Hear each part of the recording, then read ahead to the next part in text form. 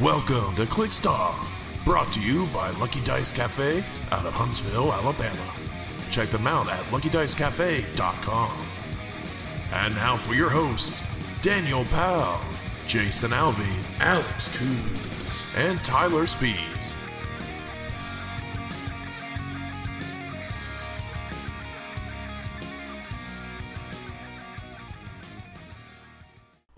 Hey everybody, welcome to Clixed Off today. This is your host Daniel Powell speaking. Just want to let everybody know Clixed Off is brought to you by TrollandToad.com, world's largest HeroClix retailer. Check out TrollandToad.com and use coupon code CLIXEDOFF for 5% off your HeroClix order. Merchant and pre-order items do not apply. And if you like what you're listening to today, check us out patreon.com/CLIXEDOFF. $1 and above gets entered into our monthly giveaways. $5 and above also gets entered into our Patreon Discord channel for HeroClix strategy and tactics discussion. This month is a public giveaway with Troll and Toad. It includes our patrons, U.S. only, unfortunately for sealed product, but it's a sealed brick of X of Swords coming from Troll and Toad. So look for that to go up shortly, either before or after this episode. Depends on how my day goes. And joining me today is Jason. Hasn't actually done a mic check yet. Alvey. I am here. He is there. All right. Hey. Jason, Hey.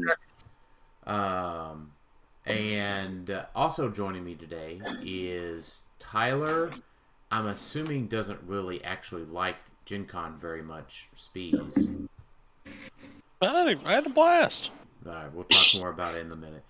And then Alex ate the least amount of meat. Coos. What? Yeah. And lastly is Azareth got his money's worth on the meat stripe. Yep. I thought I was going to be ate the most amount of meat. You should have been. Yeah. Well, I was trying to be respectful. And, I appreciate it. No, the place was amazing, and right. oh man.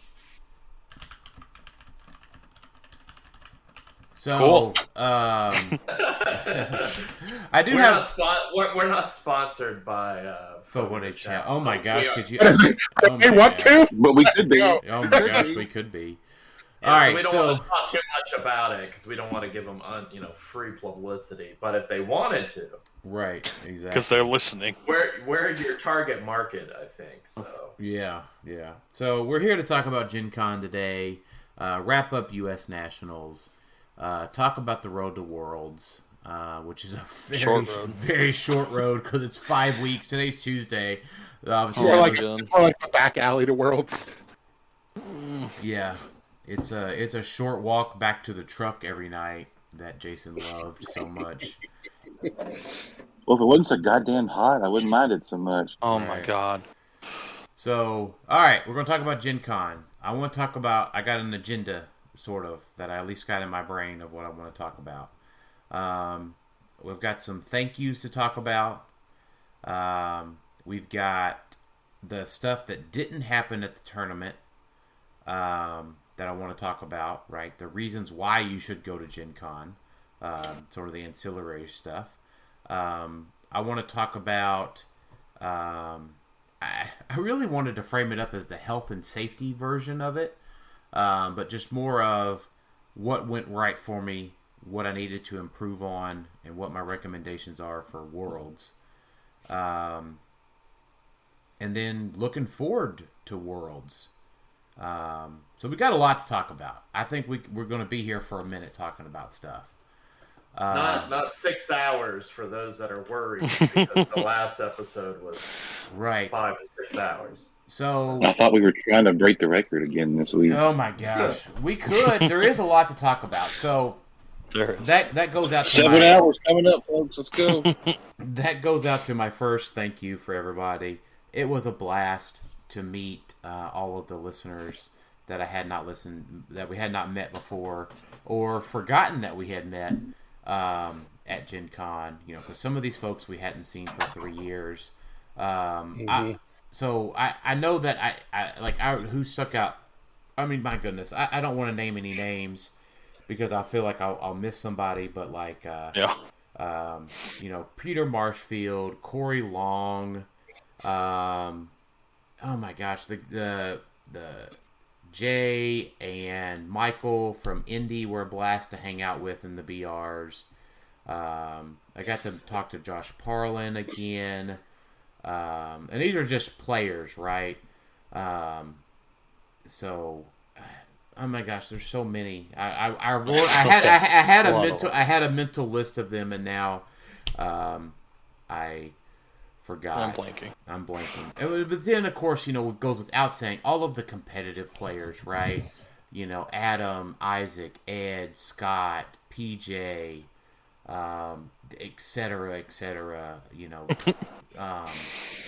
Love that et cetera guy. Y'all know who y'all are. He's the best. So, that was a big thing for me. I just love seeing all of y'all, and if I didn't mention your name, I'm sorry. It's not on purpose, but loved hanging out with all of y'all. And then the WizKids staff, and volunteers, right? Ed, Anthony, Chris, they ran a fantastic nationals tournament. And Kurt, demoing. I know we got a lot to talk about, so I just want to get to very specific thank yous out of the way first. Kurt running demos, Steven Chavrance running demos for D&D Onslaught. Sean was running BRs all weekend and the X of Swords stuff. Norm was taking tickets, and then we got to meet the product manager for HeroClix. That was phenomenal. Jimmy and Scott were doing their thing. And then everybody, of course, running demos at the booth and selling us stuff at the booth. Big kudos to whoever you said was demos, because I was over here. Big kudos to running the what? Sorry, you cut out there. The HeroClix demos. Mm-hmm. That's because correct. I was over. That's yeah, I was overhearing them as the day was going on, and the way he explained the game. I wish people would have been able to explain the game to me when I was first learning it. Right. Yeah, he was very good. Yeah, Kurt's a long-time WizKids volunteer, and very dedicated to running crazy scenarios. So I've talked to him. He's ran some of the side events at Origins before in years past, and all of those inventive sort of side events, right? He's ran them over the years and just does a great job with including folks in the community. But I don't know. Some people might listen to this and say, "Oh, Daniel's just or the Clixed Off guys are just sucking up." But no, I mean, it really is a lot of. I just want to acknowledge that, right? I'm just going to acknowledge that and just tell them to go fly kite, because there is a lot of effort that goes into these events. And, these guys could be enjoying the convention in other ways, playing other games. But they dedicate their time for us to be able to play this game, and that means a lot. Hitting people with that deep Mary Poppins cut and telling them to go fly a kite. You know what? I'm only about 1.5 beers in, so... So it is. You mean not margaritas? That's Jason. Jason, how many margaritas are you in? Not enough, I'll tell you that. I knew the answer was going to be not enough. Yep. So, at any rate, I do appreciate it, because I tell you what, I'll tell y'all y'all all had fun, right? Hell yeah. Mm-hmm. Right? I had a terrible time. It sucked. Yeah, right. Yeah, right. Tylor had a blast for the 20 minutes he was there. Yeah, it was a great time. Yeah, he came, he stole my flash, he left. That was going to be my intro, was the Tylor, the Flash Napper Spees, but anyways, WizKids put on an amazing U.S. Nationals, without any caveats. If you add the caveats, it was above and beyond amazing. So It was very efficiently run with what they had to deal with. Yes. Format-wise, because, we don't want to sugarcoat the unhappiness people had with going into Nationals with the format of how it was going to be. Yeah. But regardless of once how the they got format there, was, they ran it really well. Yeah, the format, regardless if it sucked, it ran very smoothly. Yep. Mm-hmm. Arguably one of the best WizKids run events that at least I've been to. Like time-wise, I was going into it concerned I wasn't going to make the X of Swords event after the qualifier because it was back to back. But no, there was plenty of time because it was so efficient. I feel like the only everything went real smooth. The only small complaint was more a Gen Con thing than a WizKids thing. Just with how they had to have everything set up with the tickets and the generics and the BRs and stuff. But how it was explained to me is that it was a Gen Con limiting thing. It had to be run through the computer, and they had to select a time and things like that. And then they give out the tickets, so it was just correct, because that's how they determine how much space you get. Right. Yeah. So they had no room basically. Yeah, they didn't have enough room. Yeah, the BR. Yeah, so they're just coming back, right, as a Gen Con exhibitor. So they probably just didn't get the hey, we're going to run BRs table space, right, that they've gotten in years past. So in years past, right, they've just been able to run BRs on demand. And sure. Right. but as a returning, they did have a ton more table space on Saturday. Yeah, they were able to get it. But that's also why the events were only 4 hours long. There wasn't an event that was over 4 hours. Is because I think that's a Gen Con thing. Right. But that all goes back. That all goes back to them being a returning exhibitor, right? Whenever they want to, it is because whenever they were one of the big exhibitors, they just had their own table space to do what they want, right? You think Gen Con was limiting WizKids because they were returning? It could be. Yeah. Well, so I know I've done other competitive games at Gen Con that were longer than. Right. And then they're not. And then they protest people that have been there in the past and stayed around. Yeah, because Pastime is just firing Magic events all the time. Right. So, and then other games can do that as well. They're just renting table space. So, it's kind of the reality of Gen Con, from my understanding. So, yeah, I think WizKids just got in late. Yeah, I agree. Probably so. yeah. I think another aspect of it is that they had to run probably more qualifiers than normal because there was nothing feeding in. It used to be we had WKOs.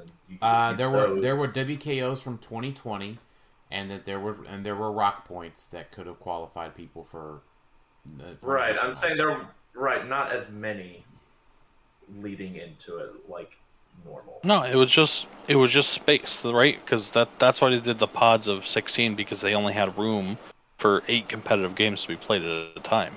Mm-hmm. It's just a space thing, which is not. That's not Gen Con. That's them not getting into time, right? It is Gen Con and them. It's like a combo. But yes, you're right. It's them. But the problem is we don't know when they applied and when they actually tried. We're making assumptions. So. Yeah, that's true. But whatever the reason was, it does fall on WizKids, right? Whether it was them getting in time or a cost thing or something like that, because Gen Con's a big event. If you get in early enough and you have money, you're gonna get space, right? Yep. Yeah, we just don't know what happened in the room where it happened. Right. So we're speculating a little bit. So let's talk about let's talk about kind of what we did every day as we go through each day. Should we start with Tylor? Well, I was no, because we start on Thursday, right? sir. Because I was thinking about what do we do do we talk about our experience as far as who was the shortest, which we start with Tylor, or who do we start with the longest, right, which would have been Jason or I, or Az? Let's do day by day is a good idea. All right, so Jason and I started on Wednesday morning, as is Az started on Wednesday afternoon, but Jason and I drove up. We got our Vax card done, and we got lunch done. So we went to Kilroy's, which is a world famous breadstick place. For good reason. Oh yeah, it was phenomenal, and like they had a wedge salad that was out of this world. And it was just, this is going to be some of the ancillary stuff with HeroClix mixed in. Because we paid a lot of money to go to Gencon. By gummy, you're going to hear about the wedge salad at this point, folks. Then you know what, Jason and I just kind of walked around, right? We just enjoyed the con. Yep. We tried to get into some trade day stuff, but we tried to sneak in, but it didn't happen. Right. So we did get to just enjoy, watching people at the con and just relaxing and just kind of soaking it in, right? I think if it wasn't 95 degrees, we would have went to the baseball game. Because there's the Indy. I think it's Victory Field is right there. Yeah. And Jason heard going to baseball and was like, no. But if it wasn't 95 degrees, I think we would have went to a baseball game because it looked really fun. But we went to the JW hotel and sat on the third floor and just kind of watched everything happen. Then we checked into our hotel. Highly recommend Drury Hotels. They have a free supper and free drinks. Yes, they did. Azareth met us there, ate supper with us, and it was very welcome. I was started. He supped with you guys. Yeah. And then we went to the sealed Battle Royal event at Family Time Games in Indianapolis, and we watched as the other BR table pulled 2 Jim Jaspers, and we didn't. So we sort of blazed through our BRs because they sucked ass, basically figure wise. Just respectfully. Well, we did pull a chase in one. I mean, but it wasn't chase. That was the one we actually played. Yeah, that was the one we actually played. I ended up buying the chase off of Az, and but at the end of the day, so it was Jason and I and Az and Judge Cheats. Keith was in there, and at the end of the day, it was like we already have all this stuff, or we're going to be getting it all. So I took the tarot cards and a rare, and Keith was like, I've already got all this stuff. Jason was like, well, I want this and this, and then we just all divvied it up, right? We pulled our stuff and we all came to an amicable we all agreed on what we wanted to take very quickly. So we were like, do the next BR, try to get the Jim Jaspers. We got 8 boosters out of the second brick that had Jim Jaspers in it, and we didn't pull the Jim Jaspers. It was in the last 2 boosters. Yeah. So, nice. We all amicably agreed on how we were going to powerbomb the other Battle Royale.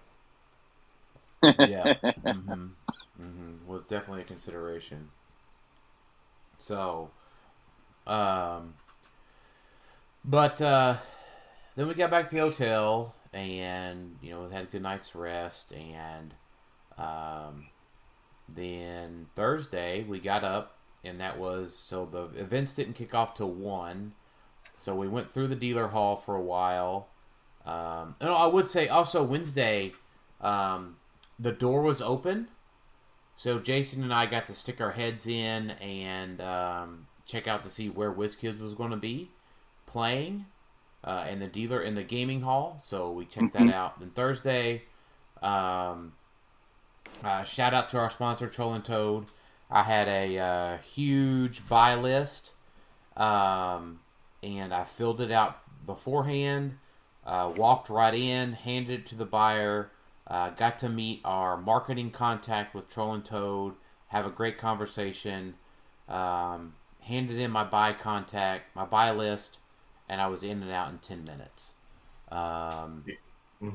Because, and thank you to my wife Sam for putting in all of that work, sorting the HeroClix, doing it in alphabetical order, filling out the buy list, and That sounds awful. putting it all in baggies. It was like $950 worth of stuff. So, got that all taken care of. And don't worry, I didn't spend it all. I brought home money for Sam and tipped her very well. She was like, here, honey, just you take this, do whatever you want with it. Then when Jason and I just got to go walk around the dealer hall for a little while. And then we made it to our qualifier. Jason, do you want to talk about what you played and how your qualifier went? You're on mute, so maybe. It didn't go great. All right. Yeah. What did you play and how did it go? I played my Miles West Spider-Man Family Iron Man Scarlet Witch team that we've been playing, and I mean, I don't know, dice kicked my ass. I don't know what to tell you. People played good against me, and they had really good dice. So there you go. Yeah, that happens. So that's about all I got to say about it. So you ended up going what, 0-2 and dropping? Yep. So, I ended up. Sorry, I'm filling out a trade. Sending somebody my address. So I ended up. Don't accidentally say it while you're trying to talk. No, well, I would say a good portion of our listeners know my address. So that's probably fair. That's fair. But so I played my unthemed Thanos team that I got from Scott Crampton. I played Thanos, Sicarian Iron Man with the cloak, Molecule Man, Commissioner, and Marvella. And I went 4-0 with a whopping 375 points over 4 rounds. Wow. Riveting gameplay happened. Yeah, so it was not fun, folks. It was not not fun, not in the least bit. No. It was awful, right? I mean, it was fine. But so like round 1, I played against Jay Patel out of the West Coast. Came over. It was nice to meet Jay, and he was playing the Spider-Man Family Radioactive Clay with Scarab. So like Spider Pharaoh, Sicarian Iron Man, and stuff. And I was able to, I think in that game I scored 130 points. So I think I scored his Spider Pharaoh and his Scarab. So I was able to mind control his Spider Pharaoh to punch his Scarab. And then later on he moved up his Scarab to use the radioactive clay as a regular action on me. Because he took me to negative zone, and on that map, I'm able to barrier on the diagonals so that they can't do anything with the mind control. So just on the diagonals with the barrier, with being able to do 7 of them every turn, I can protect my team from any meaningful attacks, and they have to move out. So that game was pretty crazy. I forget, maybe I scored, he had 2 Marvellas, so maybe I got the Marvella and the clay. That sounds about right on points. So I won, and then round 2, I faced I didn't score many points there either. I played Grover, who was playing Thanos Collector with Captain Marvel. And I think I only ended up scoring Captain Marvel and his Molecule Man, so another 80 points. I think Grover had some bad targeting selections on my team. I think Grover had that game almost won if he had it a few more minutes, but I was able to eke that one away from him. And then round 3, I played against Howard Brock, who was playing Spider Pharaoh stuff with Scarab and not the clay. No, Howard didn't have the clay. And I only scored his Spider Pharaoh in round 3. Lots of back and forth. He was playing the emotional modifier. I played the emotional modifier 3 games that tournament, or that qualifier, because Grover was equipping the emotional modifier to Thanos, which is fun, which is not fun. It's not fun. I'm just joking. And so it was just 60 to like 30 or 25 or so, because I think he KO'd my commissioner and was getting ready to KO my Molecule Man right before time was called. And it just didn't work out. Then round 4, I went up against Nate White playing Fantastic Four. Nate did not use double lockjaws, but Nate had a very impressive move up across the map while staying on Battle Fury situation. And I ended up beating Nate like 145 to like 120 or 125. How did he moved across the map while having Battle Fury? Right. So he was able to do the barrier with the pushes, and he was able to do the blocking the Battle Fury on people that he needed to carry. Is there a reason he activated it before he moved up? No, because he didn't move up all of the way. It was a little bit of a move and then a little bit of the move, and he got up halfway on Krakoa. Yeah, it's him being able to maintain it whilst moving up. Yeah.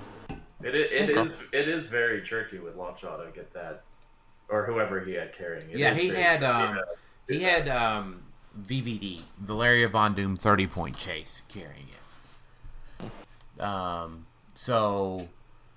Makes sense. Yeah, he moved up as Mr. Fantastic. You know, we had a kind of a long play there where I thought I had a line on Mr. Fantastic, but I didn't. He was able to come up and energy explode my team twice, KOing my Marvella, doing some damage to my Sicarian Iron Man.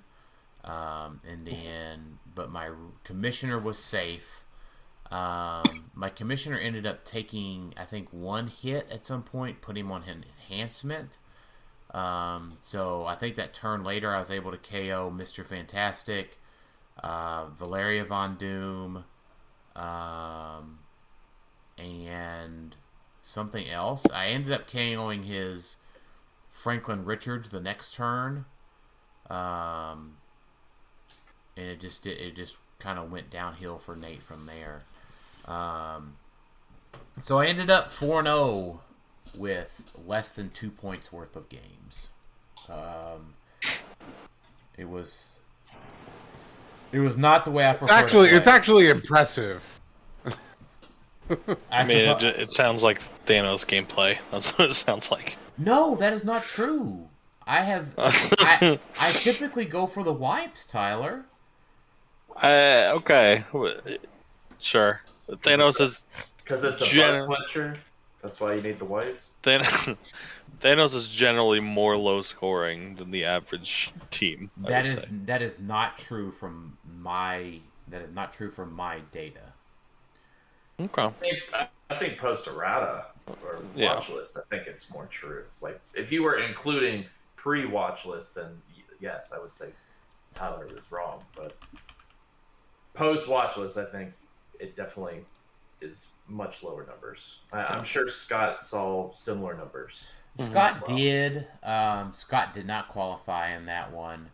I was going to go back and try to find my last one where I played. But like here, Scott went 3-0 in July 23rd's event and scored 420 points. And then That's also Scott. that was 3-0, 420. And then I went 2-1 on July 16th and scored 540 over 3 rounds. Okay.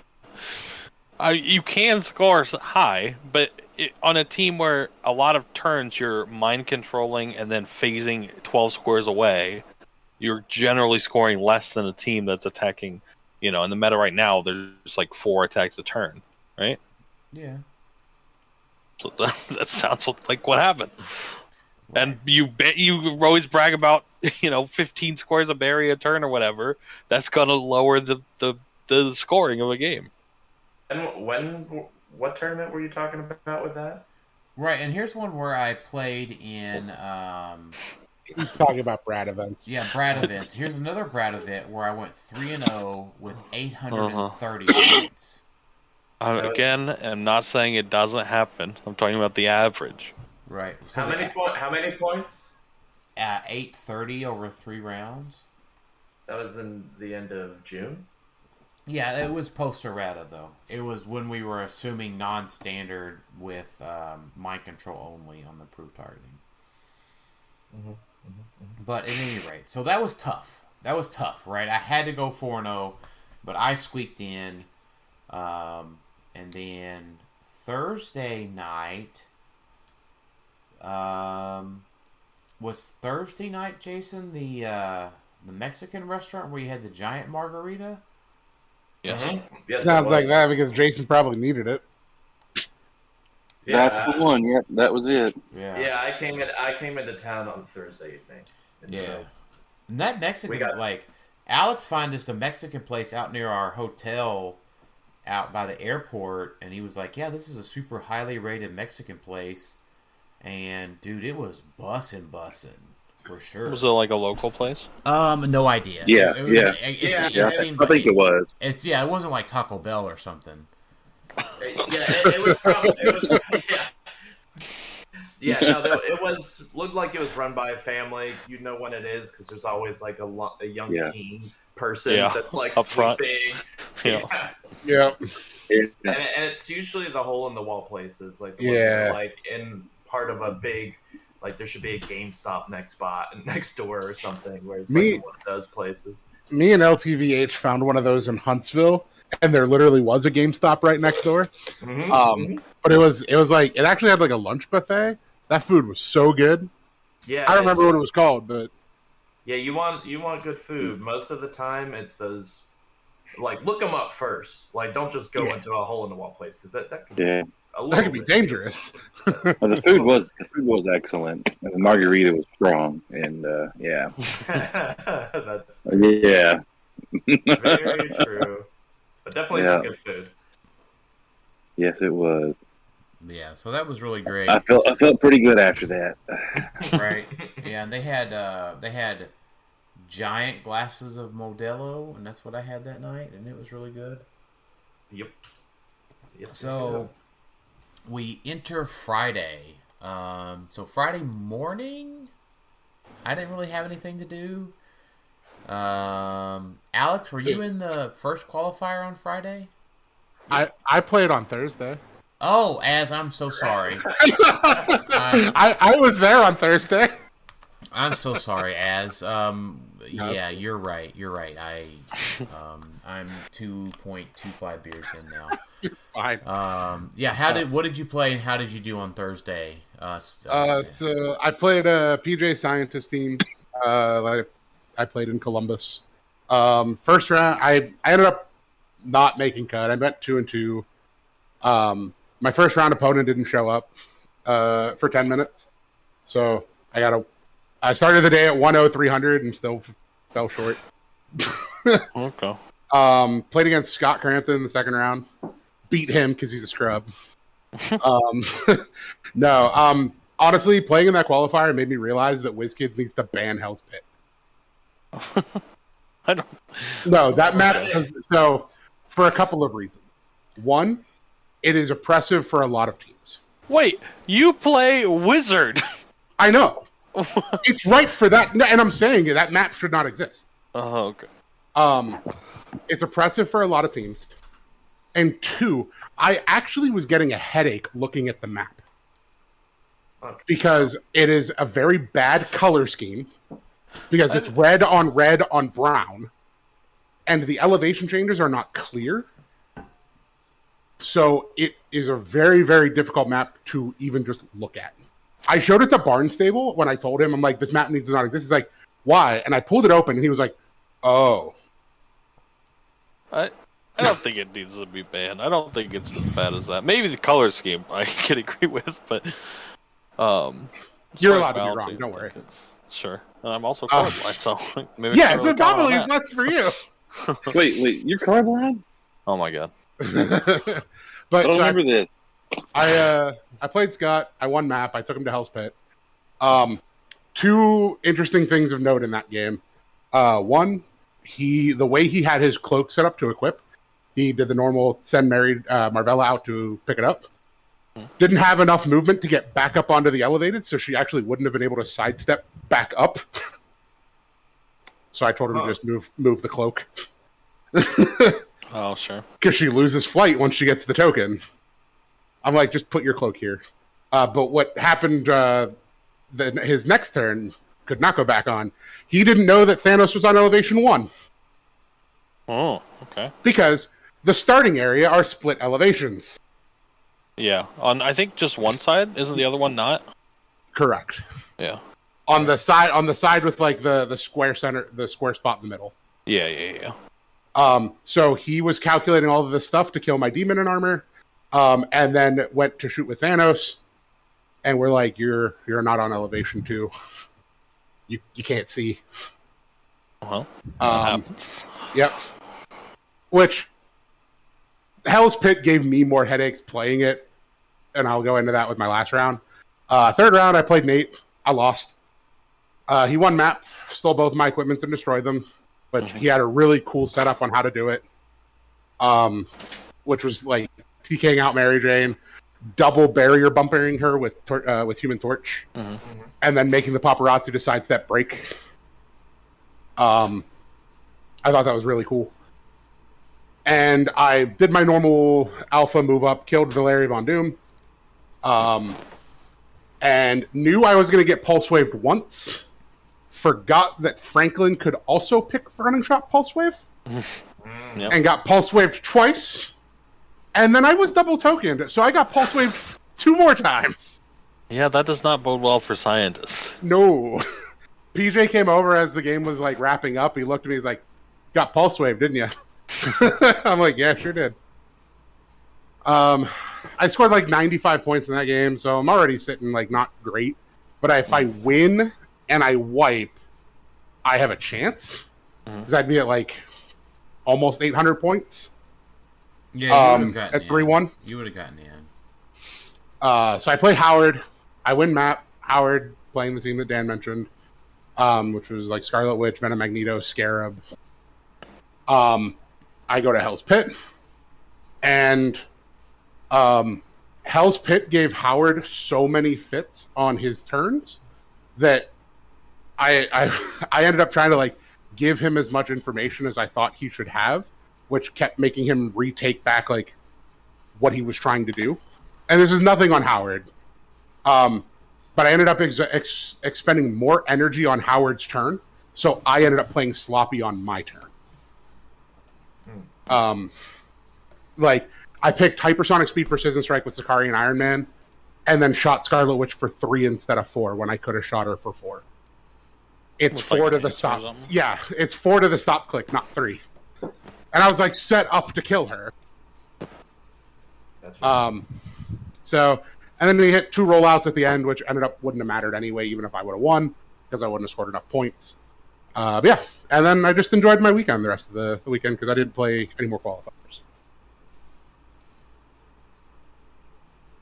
Cool. Fair. And I was okay with that. I don't know where Dan is, but we're going to Friday. No, I'm here. I was just making sure I wasn't missing anything else on Thursday. I don't think so. Nope, I went and hung out with Scott and LTVH for a little bit, and then just hung out with some old friends I haven't seen in a few years. All right, yeah, Thursday, or Friday, sorry. Jason, did you have anything Friday morning? Let's see, what did I do? I played BRs Friday morning. Right. Oh boy. And you won both BRs, yeah. And you beat up on some little kids, right? Sure did. Teach them a lesson. They listened to the show, so hi guys. Yeah. Yeah. They came right over from the HeroClix demo. Yeah. I have no compunctions about beating children, so. Oh no, definitely not. I wholeheartedly agree with that. All right, so Alex, talk about what you played and how you did in your qualifier.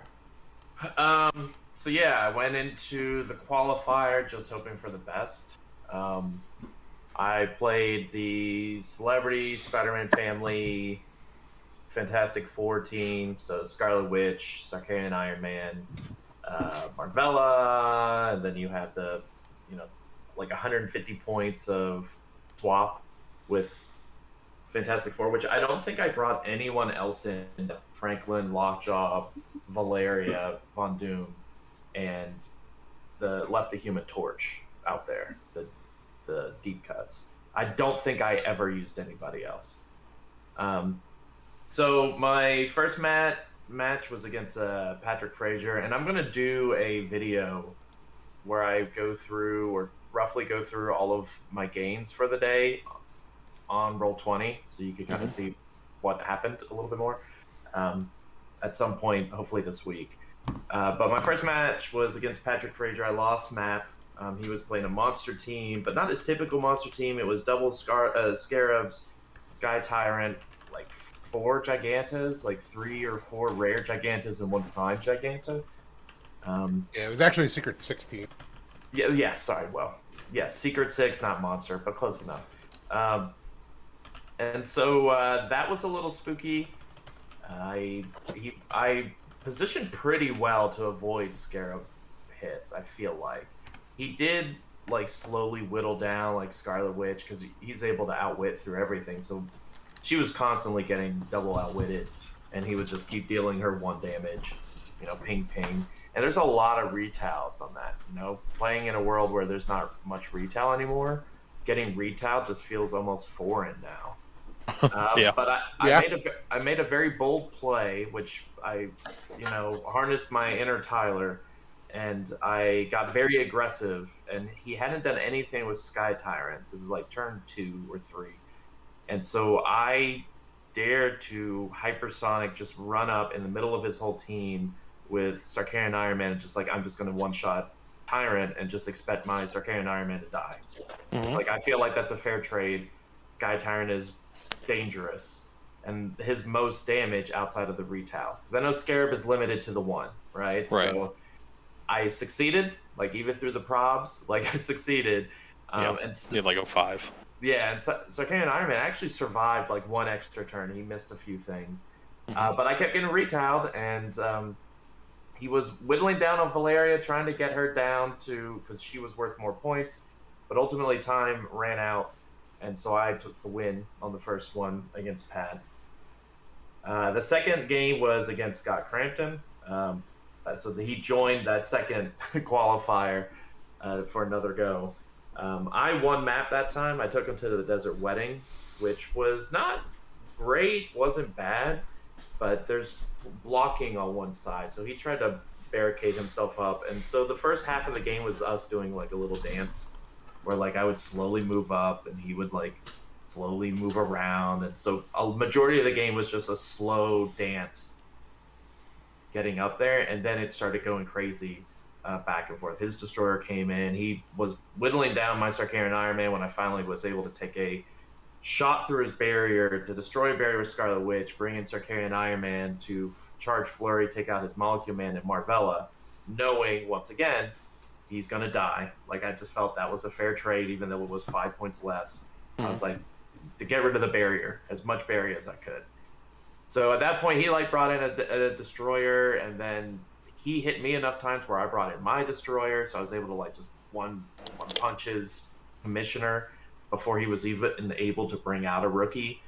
And time was called when I was up, so I won. But that one was a little bit more decisive because I did actually have an avenue on that next turn, which was about to be my turn, to actually ruin his whole team.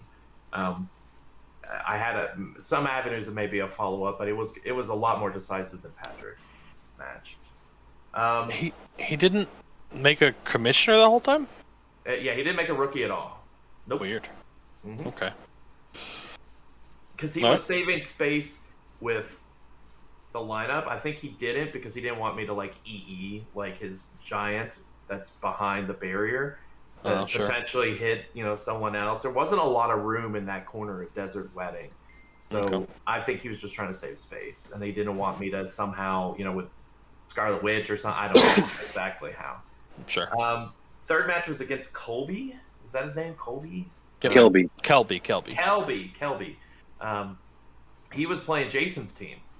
I remember before the qualifier, he was debating between Jason and Tyler's team or Dan's team. Like, all right, so before the two. Yeah, sorry, Alex. I just wanted to just say real quick. That morning on Friday, we were at the hotel with Jason, and I was like, Jason, the worst case scenario is one of our fans come up and say, "Boy, Jason, I sure love your team. I just decided to play it today. Please don't beat me with it too badly." And while that didn't specifically happen, Kelby is a great fan of the show and decided to go with Jason's team on Friday. So we'll revisit this when we get to Saturday. Oh, really? Will we? Yeah, will we? Okay. Oh, there's more to the story. Spoiler. So I played Kelby. He won map. He destroyed one of my objects, but for some reason didn't destroy the other. So he destroyed my emotional modifier and just stole the cloak with one of the paparazzi and left him on the cliff. So I eventually just went and got it. I killed the paparazzi, brought it back, and equipped Sarkarian Iron Man. He actually controlled the tempo a lot of the game. I killed his Miles West. He was able to kill some of my other pieces, like Lockjaw and whatnot. And so that game ended in a fashion I hate how it ends. And that was where last action was called. And he was like declaring what powers with Sarkarian Iron Man. So he hadn't actually said like, I'm going to use Sidestep and Poison or whatever. And then now I'm poisoning. He was at the point where he was declaring the powers. And so I was like, I hate that I can't, because if he poisoned Sarkarian Iron Man, he would have won. And I was like, I don't like being this dude, but at the same time, like last action. It's the last declared action. Like you hadn't picked powers yet. Like it was his turn to start picking powers. And so he started to in the middle of him saying last action. So And I told you this one, Alex, and just so for clarity, just from my perspective on this one, last action was called before he said the words Sarkarian Iron Man picks poison, right? Yeah. So I get your sentiment, right, and your feelings are justified, right? But like I think for a lot of folks, right, like it instead of like needing another 5 seconds, he needed another 15 seconds, and so that got not that much, but. Right. You know what I mean, right? Like it was close, but not like super close, right? It wasn't like it was like I picked poison, right? Like like the last action was called before he was able to pick powers, so. Yeah, it was close, but I think like it was an amicable end to the game. You know what I mean? Yeah, it was. It's one of those where afterwards you feel real awkward because you're like, I feel bad. Like I don't like winning this way because he was control. Like he. I think you dropped out on us, Alex. If you're still Oh, there. I thought that was just me. Okay, good. Yeah. It was Alex dropping out. Yeah. So, Alex is still just talking, probably. Yeah. Sure. Let's message him. So Friday is also the day that I decided I was going to. Yeah. Wow. Alex, you dropped off too. Oh, sorry. Thursday is also, or Friday's the day I also decided to retire from HeroClix in January. Oh, Wait, really? And play D&D Onslaught. I'm gonna be a D&D Onslaught competitive player. Oh, what is that game? It looked really cool. It is a WizKids it's WizKids new miniatures game. It has similarities to HeroClix, but it is D&D themed. It is player versus environment skirmish style. So you actually have a scenario. This is what they were doing with skirmish all this time. Not exactly. But they took like HeroClix mechanics and just made it simpler. So like any character gets 3 actions. You get to move, use a standard action and a bonus action, which have different things that you can do with them. That's just D&D, right? Exactly. Yeah. Friendly characters don't block line of fire, which was mind-blowing for me. Yeah. Can't move on diagonals because it's a smaller map. Because diagonal movement on a smaller map would just be very powerful. I feel like everything you're saying is just D&D rules. No, you can move diagonally in D&D. No, you can't. Yes. Yes, you can. Yes, you can. Am I dumb? Yes. There are some house rules that say that diagonal movement costs extra, but those are house rules. Those are not official rules. Maybe that's just what because I've always played that. Yeah. But it's like your first square is 5, your diagonal is 10. Yeah. You might also be thinking of like reach and stuff. I think reach is a little different with diagonals too sometimes. Never played that. But Anyway, all right. Alex is back to your story, Alex. We took a small interlude there. Yeah, sorry, my internet just crapped out for whatever reason. So my last match, I was going in 3-0, not a lot of points, taking the Dan Powell route of just scoring not a ton. But then again, I played a Thanos, so that really like limited my points. I played PJ the last round. Oh, well, he's never won anything, so. Yeah, so that's kind of a gauntlet. Patrick. God damn it. Okay, here we go again. All right, Alex, you dropped out again. I'm still here. All right, you're still there. You played Patrick Frazier. My computer booted back up and decided to take over. Between Patrick Frazier, Scott Crampton, and PJ, it's like that's a bit of a gauntlet to go through. I won map against PJ. So we ended up going to the Desert Wedding. Desert Wedding.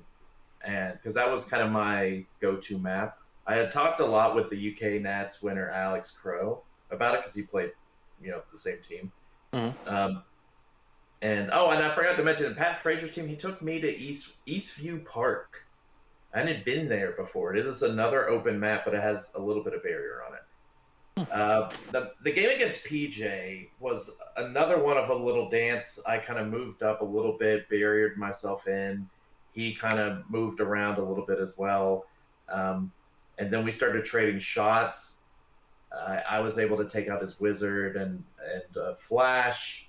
And he took out, I forget exactly who he took out. Maybe Valeria. The biggest issue was I ended up winning barely, and it's because he lined up to take a shot near the beginning to kill my Marvella. I perplexed her up to an 18 or something like that, and he just whiffed multiple times with a Sarkarian Iron Man, just bad rolls or something. And that ultimately we would find out would be the deciding factor. If he had actually hit that would have made things a lot different. I didn't play that game very smoothly because I just didn't position well during that game.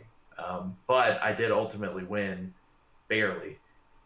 So that ended up with me being 4-0 on the day, which I did not expect to happen, especially with who I knew was going to be in the tournament that day. So I was pleasantly surprised and very surprised that my team did as well as it did, even though it had one UK Nats.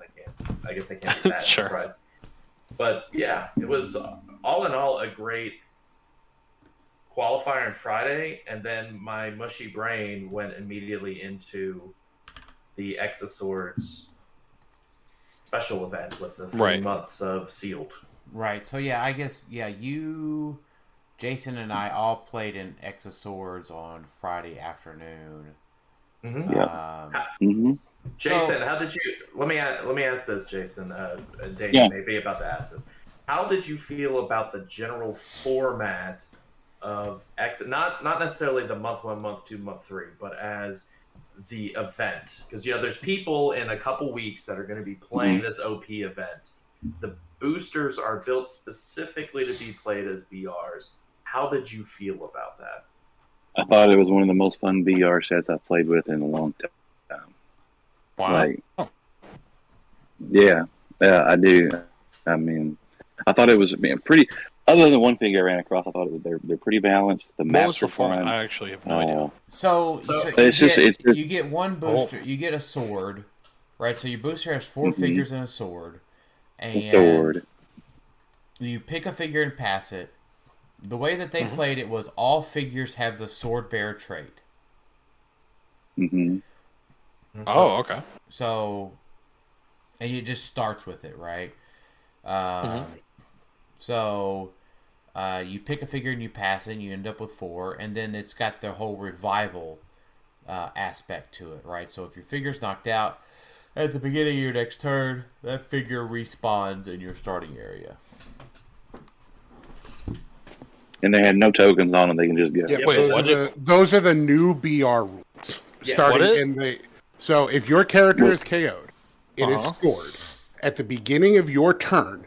You place it in your starting area on click 1 with no token. Yeah, it's a new character. It's a new figure. Yeah. And it's not just one. Any of your figures that are KO'd, just correct. Starts. It is new for the X of Swords storyline OP to stop people from getting ganged up on and not be able to play. That's awesome. That sounds fun. I will say there's 2 things with that. One, I felt like it was great. It kept people interested in the game. It kept you into the game because it's like, oh, this figure got KO'd, or you might be willing to take more chances because you're like, okay, this guy's going to die, but I know he's going to pop back up in my starting area and I'll be go next turn. The other side effect of that, though, is ganging up. Well, if I'm able to be near your starting area and I'm able to KO a figure pretty easily, I know that character's coming back next turn for me to also KO again easily. So, I killed a lot of Dazzlers on the day because she's not that beefy of a figure. And so, I agree with Jason. I felt like it was very balanced. It's probably what, I think they learned a lot from Civil War. The Civil War was the last OP event, besides Regenesis. We don't count Regenesis. No. The problem with Civil War was because you were stuck playing the same set for 3 months, and by month 2 you were tired of it. In this, you're playing with similar figures, like the same commons and uncommons, and I think rares, but there's different super rares and cards maybe, and maybe the weapons are different, but there's differences between the 3 months. Tarot decks were also in play during the Battle Royal. Yeah, every booster had 1 tarot card, and all the tarot cards went into a 4-card pile. And then you got the monthly participation thing got dropped in as was added to it. The major arcana, Yeah, and so at the beginning of the first turn, there was no tarot cards. The beginning of the second turn, I think, is when they started. You flip the card and it affected everybody. Now, in this set, there's a lot of mission point ones, so a lot of those didn't matter. And there's some that had to do with RCE or Leap Climb, and a lot of the figures in the set don't have that. So there are a lot of dud tarot cards, but there's a lot. Jason could probably attest, a lot that are annoying. Yes. But fuck tarot cards. It was a nice way to get an introduction to it, and I actually really loved the format. I thought it kept going. Everyone was involved. all the figures felt balanced. Like there were some clearly stronger than others, but not to the point where it's like a 200 point, like just never gonna die figure. There's ones that, except for Super Rare Apocalypse, but yeah. Yeah, except for him. I mean, I guess. I mean, the rare Wolverine in the set is also pretty nutty. He is, yeah. Because he gets every time you roll a d6, I think it's like 5 and 6. I have this card right here. It's whenever you roll a d6, a 5 or a 6 for a single d6 roll. After resolutions, you may remove an action token from him, and he may heal 1 click. So he starts with Impervious and Super Senses. He also has traded Willpower, and he also has Leadership. So you roll at the beginning of your turn for Leadership. You roll a 5 or a 6. He removes an action token from himself and heals 1. You roll for Willpower at the beginning of your turn. Same exact thing. They hit you with Impervious. You roll out of it. You heal and lose an action token. Like, this guy's pretty nutty. Not meta-wise, but like, just playing him, I'm like, that can get, and you introduce that tarot card, increase your d6 rolls. Like, this feels like actually a unique take on Wolverine for once. Like, I actually like this Wolverine almost more than most of the others we have, just because it's a trait that just he keeps healing and removing action tokens. So I enjoyed the event. I ended up winning. I didn't win. I came in second. Our event. Mm-hmm. And I got a Genesis, so that was pretty sweet. Yeah. So I tell you what. So I played in it. I'll say this: I am not a BR player. I did win one of the regular BRs on Friday morning, but that's only because the more experienced BR player, Earl Hanna, rolled 4 4s in a row. No shit, like not a joke. It was exactly 4 of them in a row. So I just managed to win that BR by sheer dice luck. But this X of Swords thing was super cool, super fun. I did not do any placement in that event worth talking about. I got a full figures. No, I pulled shit basically. Super rares were pretty hard to come by. Like I felt like. Yeah, they were. Yeah. Like there were not. I saw 2 in my games. Tarn, which Scott pulled in our BR, and then that Super Rare Apocalypse in that first X of Swords event. So that 2 out of the 3 games I saw Super Rare. I didn't pull any though. Right, I didn't either. And you know, Havoc was pretty cool. I got the new Havoc was pretty cool. The Rogue and Storm are pretty fun also. Right.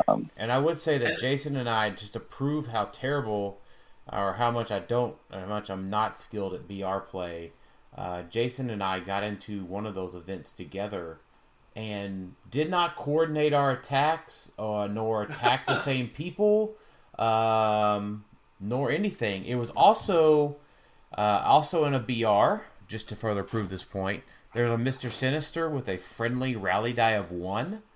Whenever your team rolls a 1, he takes it, and then he can use it as a die replacement on opposing attacks. And what did we do as a table? We gave the new player at our table 2 of those Mr. Sinisters. He's so good. So good, man. I think the Super Rare Apocalypse and the Mr. Sinister is probably the nuts to pull in that format. The Hope Summers was really good.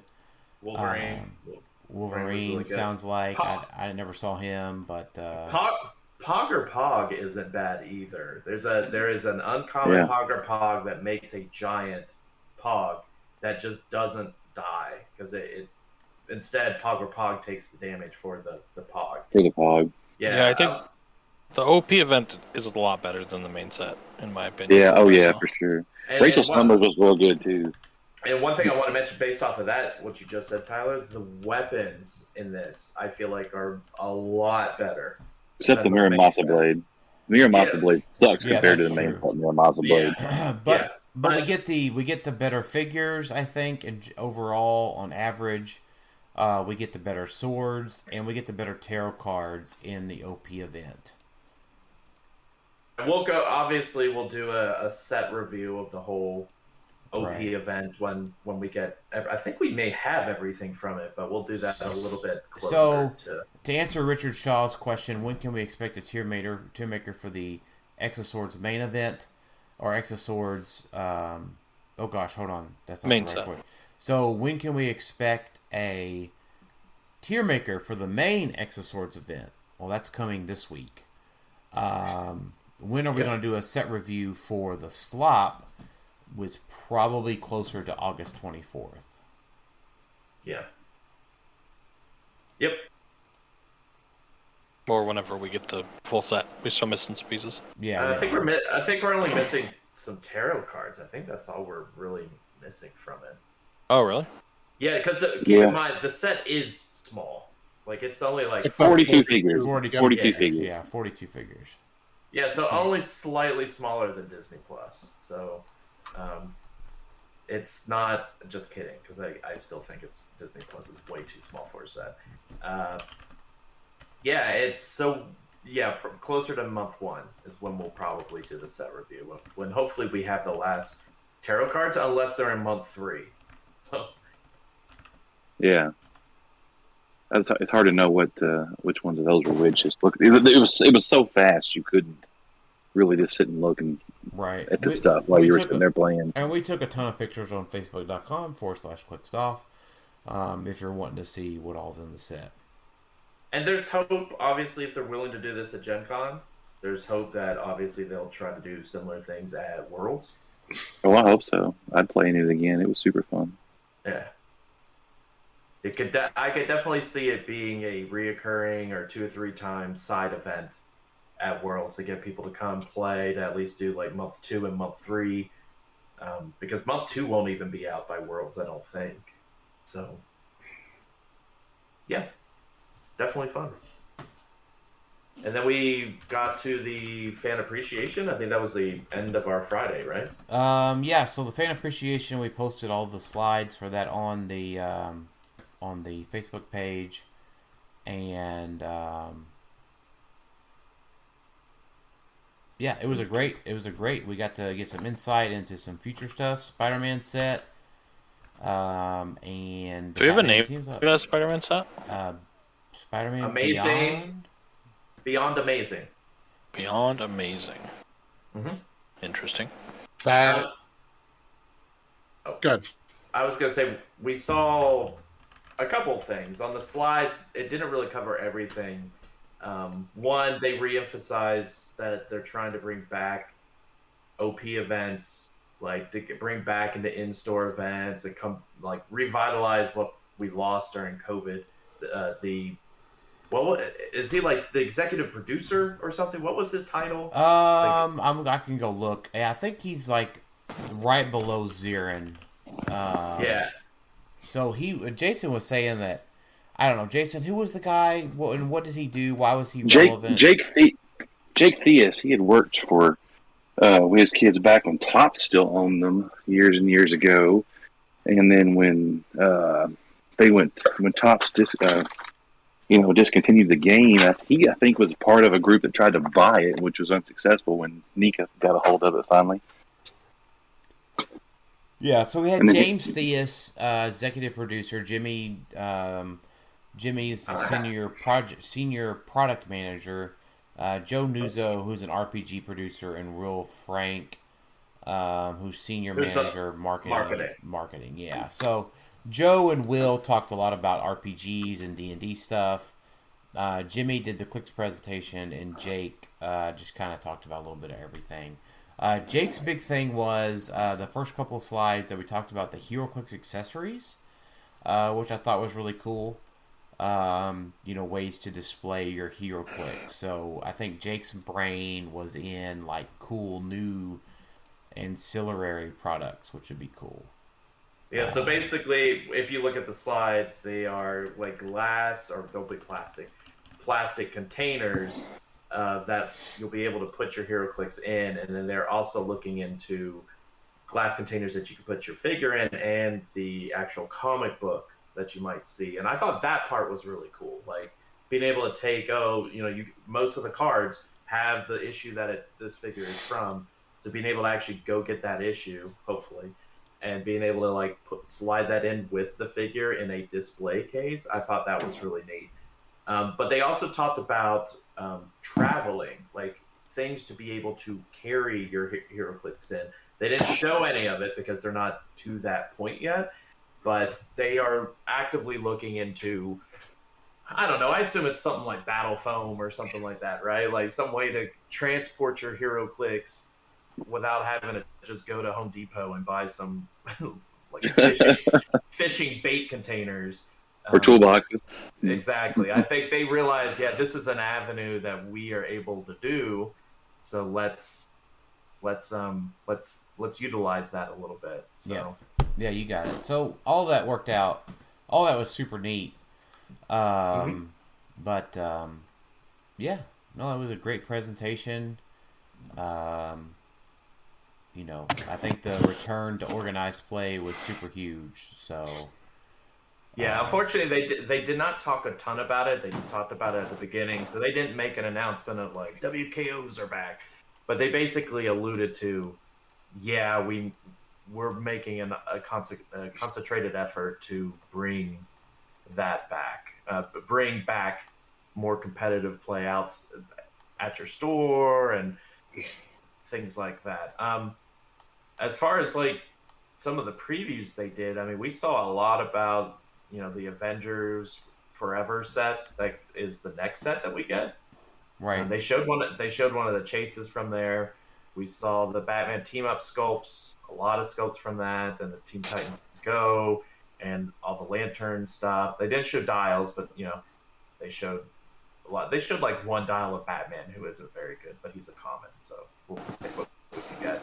And then they showed Beyond Amazing, which we talked about a little bit, the next Spider-Man set, which will be 2023. I'm so hyped for that one character they showed. It looks freaking cool. Oh my gosh. Gwen Stacy as Thor. Yes. And I was actually surprised they showed as much as they did. They don't usually show like, here's a bunch of sculpts from that this far set out. Yeah. That's like 6 to 8 months away. But there's going to be Matt Murdock. There's going to be a Prime version of Matt Murdock, obviously, because there's 2 versions of him and one's a different color. It's probably the evil Daredevil that they were saying, the evil Matt Murdock. Yeah, and so if you missed it and you don't see the slides, I assume we'll see something probably similar at Worlds. Yeah. Hopefully with more info.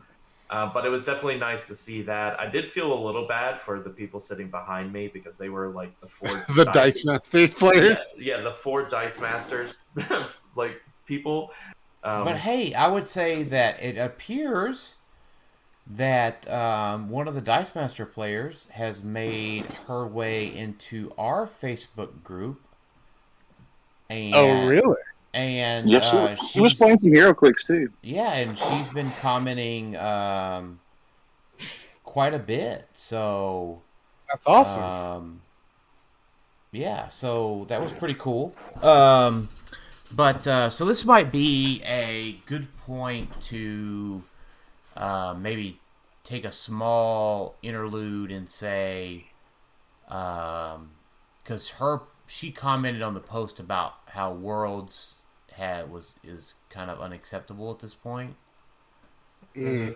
So we were able to talk to WizKids, the volunteers, the product developers, Jimmy, and say, hey, this is awful, right? Like, please give us information on Worlds. And we did get word back that this week they are working on Worlds until it's all of the remaining details until it's done. But I get it. So as far as I know, as far as we heard at Nationals, they are going to get us information on Worlds soon. But we told them that it was pretty much. We told them it was pretty much unexcusable that it was not lined out by now already. And we'll probably talk about this when we talk about the actual Nationals tournament. But there are some things clearly that is just not out of their control, but is additionally frustrating when it comes to, like, in this case, what I'm alluding to is pricing, which we'll talk about, which might be part of their hesitation to just say everything that's happening because it's a mess. Sorry, that was a poor way of hyping up what we're going to talk about in a little bit. Say it again, then, Alex. Before it's fine. Say it again. Say it again. What were you trying to say? All right. No more alluding to it. I'll just say it. So, the prizing for Nationals, they posted that thing about the nostalgia draft, and they listed all the things that were going to be available in potentially multiple sets. And then what we ended up getting was like 50% of that, 70% of that. A lot of things were missing, but then they added some things that were, good on them to add things into it. Right. But it just they announced it like this is the prizing, and then that didn't show up. And that isn't the first time that they've had issues with, like, this is what we want to do, or hyping things up, and then like it didn't turn out the right way, because ultimately prizing is a little out of their control because they have to work with Alliance, and Alliance is not easy to work with, but it should be in their control because it's literally their product.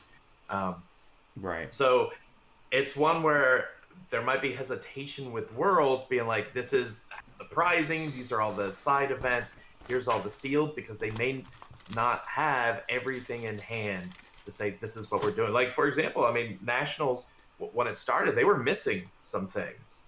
Like, yeah, they so did they not were get they were everything they wanted. They were missing some stuff. Some folks had to make some trips up to Fort Wayne. So yeah, I get it. But yes, I think what they could do that they haven't done yet is be able to say, here are the side events, here's the formats, here's the dates, here's the times, and then we can deal with pricing later. So, I mean, you say that, but as soon as they say things, then people aren't going to be satisfied until they know that as well. Like, no, I get it. I think so we've like done the same thing for other tournaments. I feel like we were like, what is the prizing?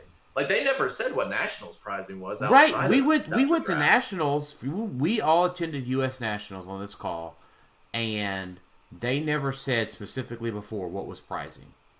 And because it's Nationals. No. Right, that was a bad assumption, because U.S. Nationals did not get Plastic Man objects. Yeah. Yep. So, one thing that is interesting, and I feel bad for, I believe her name was Jocelyn. I think that was her name. Yeah. Like, all they've said is that it's a HeroClix World Championship. Did they say anything about Dice Yeah, Masters? she said that they had announced to the Dice Masters folks that it was a Dice Masters Worlds too. Yeah, and they'll probably have Attack Wing still there too. Yeah, here it is. Wow, how am I not signed up to at least see that? That's weird. Maybe I just zoned everything. Maybe I blocked it years ago. That's weird that I don't have anything. Right. Where's Attack Wing? Dice Masters, what's this garbage? Hey, one thing I do want to say before we move on to more clicks, unless Dan, you had something else you wanted to say. Like, I wanted to talk about some of the other games that WizKids had. I know you guys talked a little bit about Onslaught, but they previewed some other games the WizKids had on there about Marvel that I was really, really excited for, that I had never heard of. Like, I even bought one of them, which is Marvel Remix. Yep, that was a cool game. I bought it too. Like, they're really expanding, flexing what they can do with the Marvel license into other board games. And they even alluded to, well, it's not official yet, but there's going to be DC versions of things as well. So it's definitely exciting. Like, there's going to be a Euro type board game if you built around Marvel, which I like Euro board games every so often. Yep. I like Castle of Burgundy. I like some of those ones that it's like there's a lot of pieces. There's a lot of thinking you have to do, and sometimes it may seem a little boring. But man, if you could paint it with a marble brush, man, I am going to be all into it. Was Remix the one where like you have people like in the X Mansion doing stuff, and then like No. send them out on missions? No, that one's called Damage Control, I think, right? Like that's No. No. The one he's talking about is the Euro game version. Yeah, With the X-Men, when you're in the X Mansion and you're the X-Men, Yeah. you control like a duo of X-Men. That And game. I can't remember the name of it. Yeah, but the key thing from it was like if you're Is it Age of Heroes? Is that it? Something like that. That sounds familiar. You could probably throw any catchphrase for Heroes. Tyler, do you know? No. He wasn't at the fan appreciation. No, I didn't take a picture of those slides, but yeah. So I want to say it was called Age of Heroes. I'm almost That positive. sounds right. But the key point I want to take away is that, like, if you're a HeroClix fan and you've seen WizKids post about their board games, and you're like, okay, you know, here's a pinball game, here's a rock paper wizard game, like, okay, yeah, whatever. I sat down and actually played the Marvel Remix game, which is just a remake of the Fantasy Realms, right? Fantasy Yes, Realm, correct. yeah. But they're coming out with a lot of Marvel-based games that are actually interesting. Like, the Marvel Remix is a much shorter card game, but very entertaining. Definitely give a look into it, because WizKids knows how to make board games now, too. So right. don't they get some good designers to make it. So don't just sleep on it thinking, no, I'm only here for HeroClix. Support WizKids in other ways as well, because these board games are definitely worth it. I had a blast when I played Remix the other day. So So to round out our Friday night, and to tell you how much we enjoyed the breadsticks at Kilroy's, we went back to Kilroy's for Friday night. Yep. Yeah, and the blue cheese wedge salad was amazing again. And then I think, Tyler, you did end up showing up on Friday to get your vax check done, and then abandoning us very quickly. Exactly. Yep. yeah, that whole thing you did, Tyler, just throws my internal radar off of, is it worth it for me to, like, whenever I travel, I always say, what is my travel time and how long am I there? Because if that isn't equal out, I don't want to go on that trip anymore. So, like, birthday parties in another city, I sit there and say, it takes me 3 hours to get there. That's 6 hours of my day, and I'm going to be there an hour. I'll send a present. Well, sure. So, firstly, for me, I actually really enjoy driving, and I listen to audiobooks in the car, so I could literally drive all day, and that'd be fine for me. But, yeah, I end up, I got FOMO watching all the pictures and the stuff you guys posted, and I knew the fan appreciation was Friday. Fear of missing out. Okay. Yep. And yeah, so I decided to drive up on Friday. Instead, I was planning on just going Saturday. But I got there, and it was very hot, and the walk was not great. And then it was a really long will call line too for me. The vax check was really quick. I'm assuming everybody did that in the beginning, but will call was like 30, 45 minutes, something like that. And then That's short for a will call at Gencon, by the way. Okay, well, I thought it was a long time. But yeah, I got to the WizKids event, and then the way that they were running everything was just kind of on standby. Like, I got there right before the OP event was going to start. I said, hey, is there a standby line? And they said, yes, but you have to buy generics at $60, and then you have to hope that somebody who already paid $60 doesn't show up.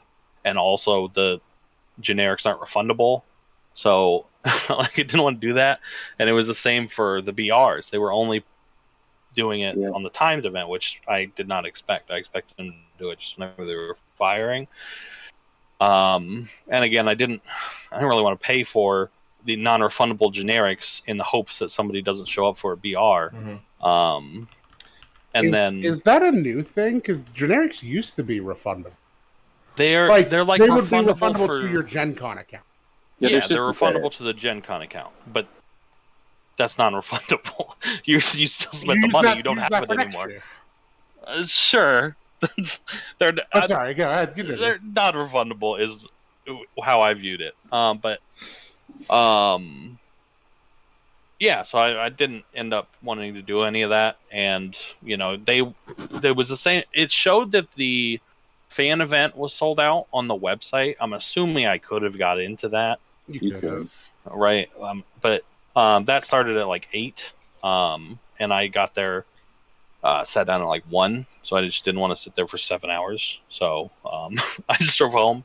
It's like an hour and 45 for me from my house. To be hour and fair, 50, to something be fair, like that. he didn't have to drive home. There's Nope. It's Gencon. There's literally 1,000 other things he could have done for 7 hours. Yeah, and I found out that Tylor left, and he never said, "Hey, does anybody want to do something?" I was literally just watching the qualifier. I feel like you guys are very extroverted. I'm not. Well, and I am okay with, like, that's why I even told them, I'm like, I'm okay being the person who goes and hangs out with the introverted friends so that they don't feel left out. That's not the issue. Is not being left out. The issue is not being in my home. The issue is being out in public in a giant event where I They have no reason they to have be a there. quiet room, right? Like that you can actually go and be by yourself. but- No, that's not my home. Yeah, so I could sympathize with Tylor from this aspect because I am a introvert extrovert that has a short extrovert battery. So like I could be very extroverted when I want to, but it if you think of it as The Sims, it just runs out really quickly. Yeah. So Yeah. I'm an omnivert with much more heavily leaning. You are not. You are an extrovert. No, omnivert. I do have my moments of it.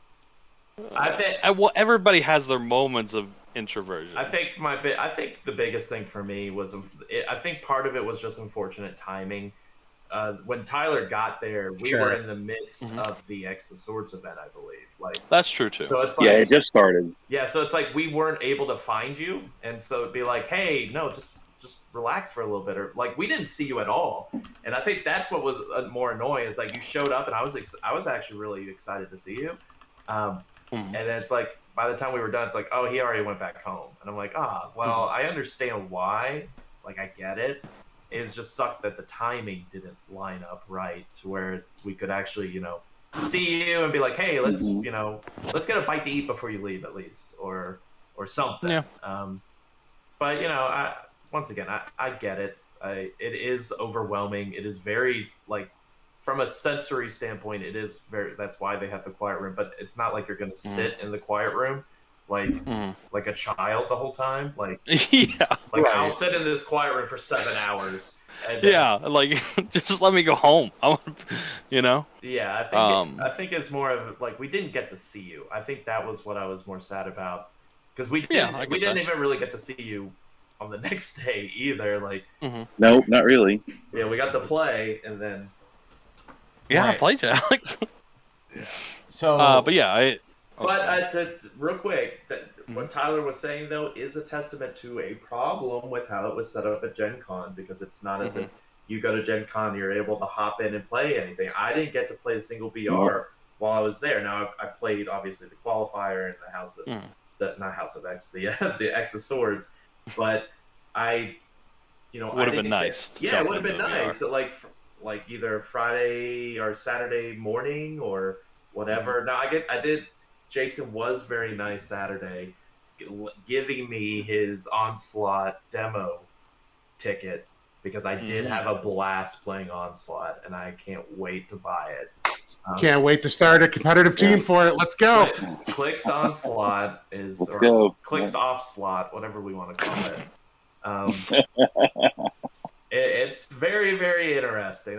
We might do. I already know the best character in the game so far. It looks fun. Yeah, I think maybe we'll do a video of it sometime, of the preview kit, because it was very interesting, and it's something that I think HeroClix people would enjoy, and I think it'll be You popular. have to run events because of Gen Con. And I think it'll be fun it'll get more people potentially into HeroClix as well, because it is it's like it's like a merging between D&D and a little bit of HeroClix from the aspect of like there's a little rollable dial type thing, or Is not it a rollable. collectible game or is it all in one? No, it's it's flat you buy what you see.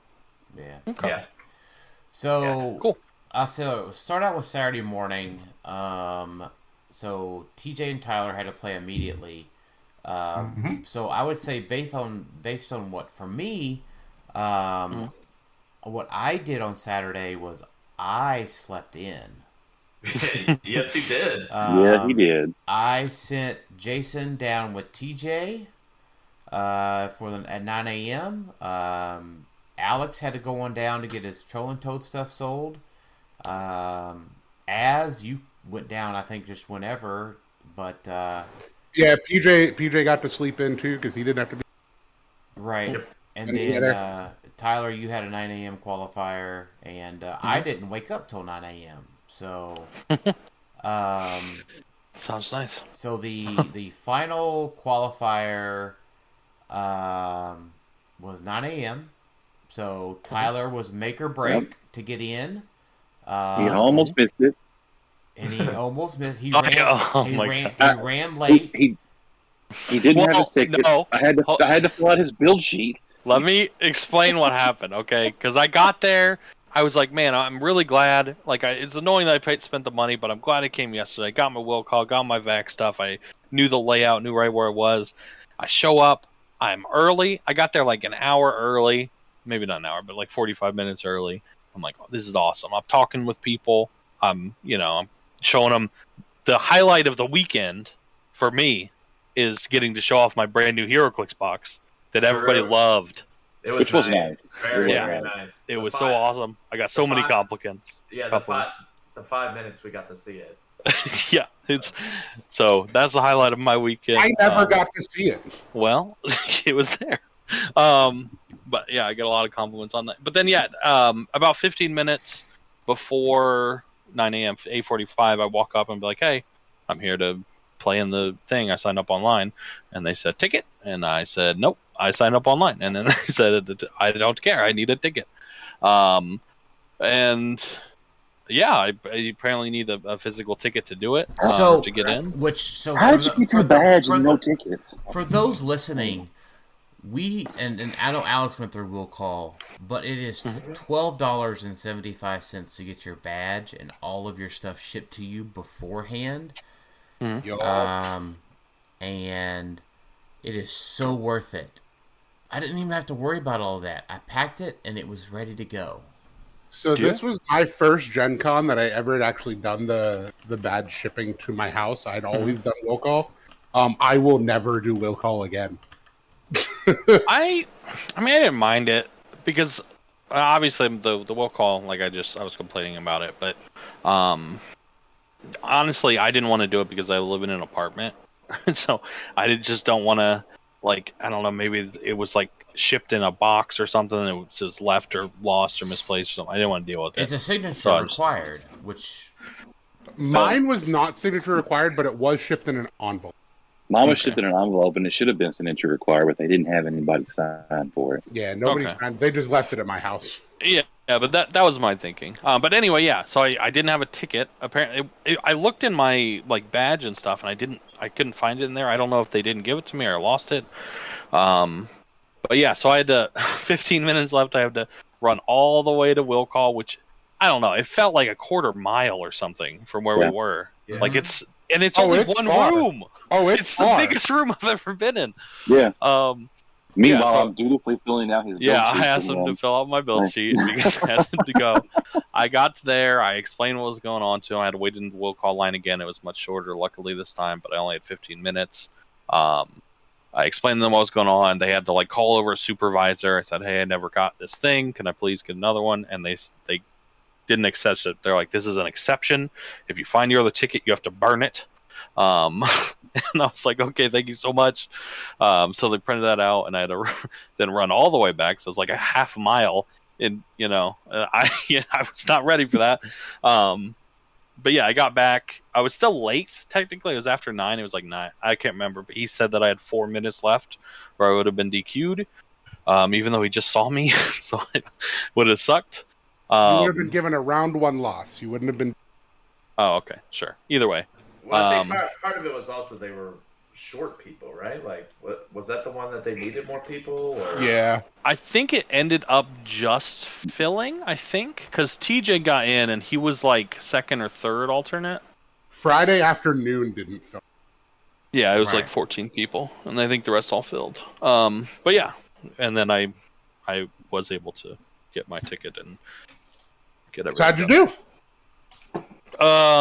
Yeah, in the qualifier, I'm playing my Miles team that is so much different than Jason's Miles team. Yeah, the 20-point difference. Yeah, and yeah. So round one, I feel so bad. What objects did you go with? Yeah, so I just went with Cloak and Dimensional Watch and Mary Jane for my last 25 points. You played Cloak? I thought you said it wasn't worth it. No, I never said that. Wait a minute. What objects did you go? Did you go with the Cloak and the Watch? Yeah, Cloak, Watch, and Mary Jane for the last 25 points. I thought you hard switched to the emotional modifier at the end. No, I was considering it, but I didn't. I don't know why.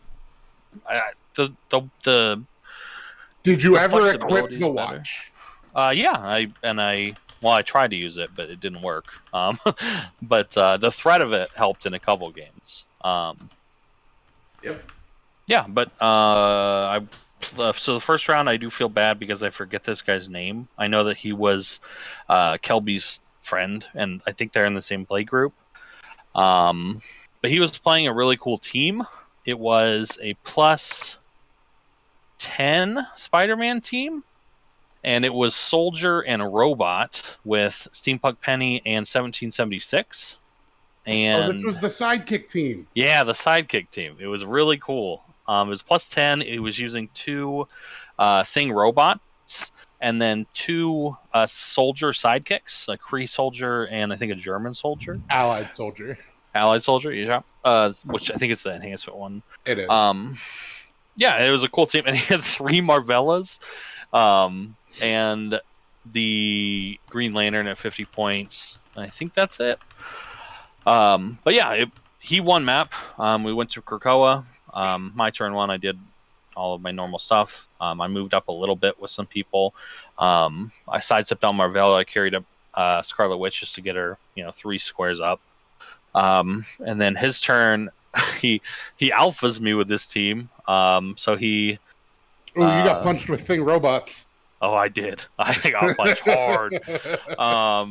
Yeah, so he moves up with Green Lantern carrying 1776 and I think a Mary Jane or something like that to get an outwit off, because it gives him. It was a Mary Jane and something else because he has 3 shields. So the Green Lantern has an 11 range. It can get on top of the elevated, so he can outwit anybody on the map. And then after that, he carries up with Steampunk Penny with the Green Lantern team ability, and he carries up 3 Marvellas and 2 Thing robots. And then he ties up with 1 Marvella with the Green Lantern team ability, carrying everybody. Ties up with the 2nd Marvella, 3rd Marvella, and if he needs to, he has Cloak equipped to Penny for another sidestep.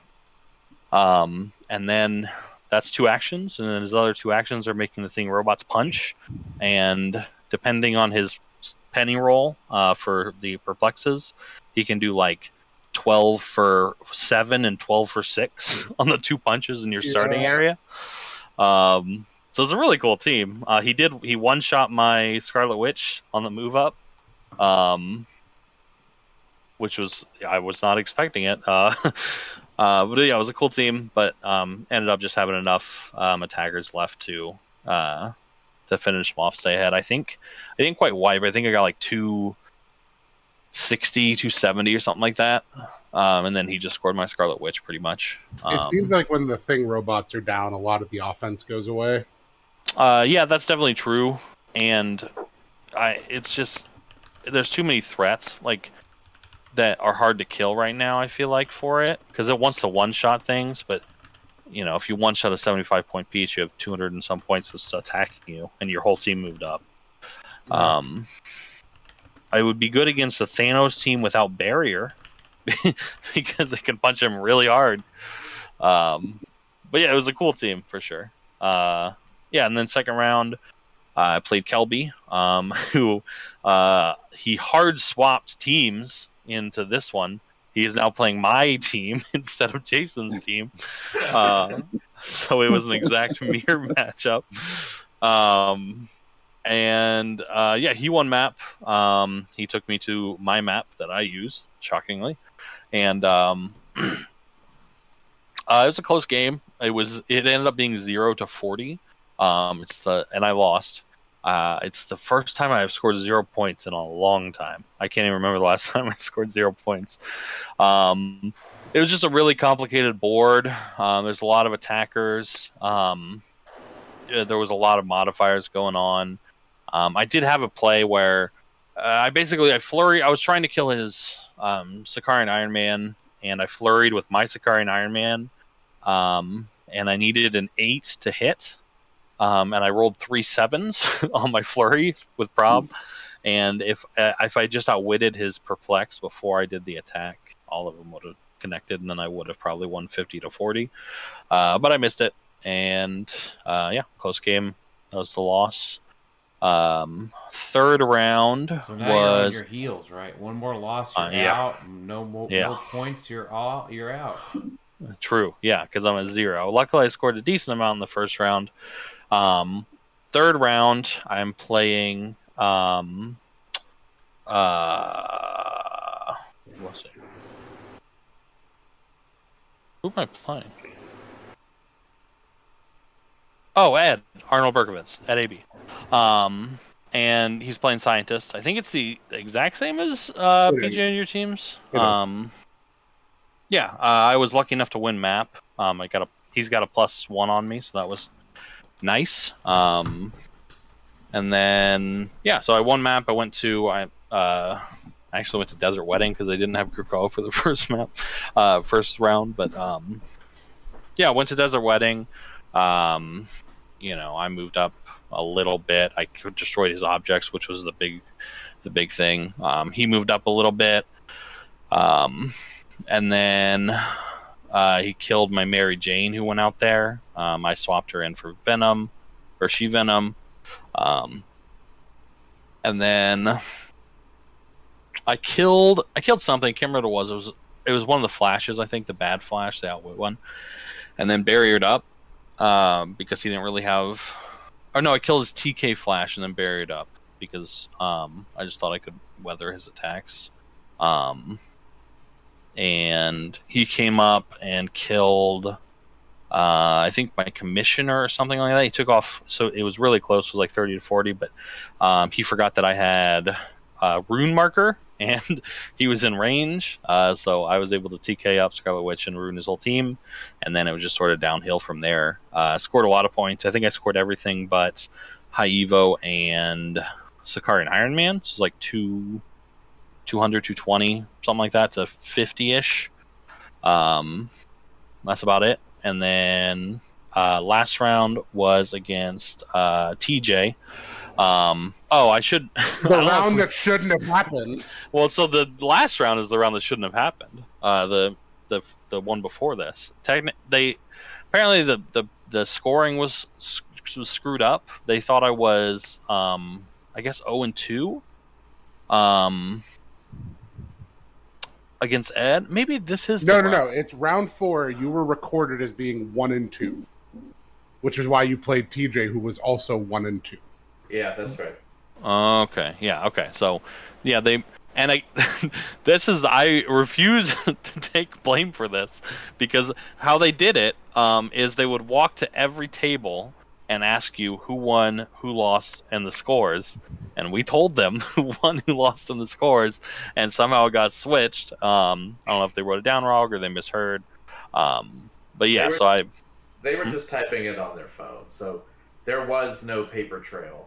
Whereas before you're used to, like, writing in the numbers and each... Yeah. No, Chris actually did have a paper that he was filling out.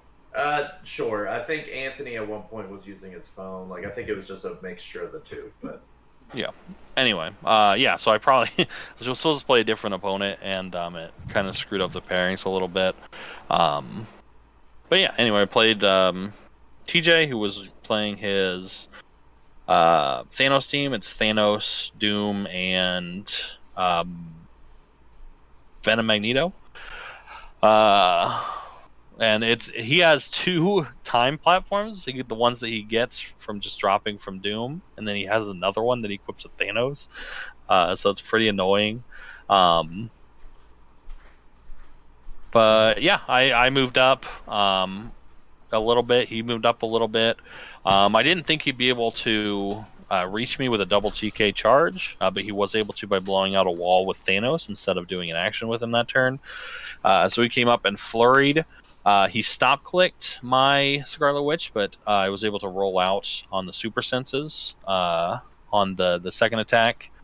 And then he mind controlled me. I rolled one of the shape changes there that gave him a token, web gun token.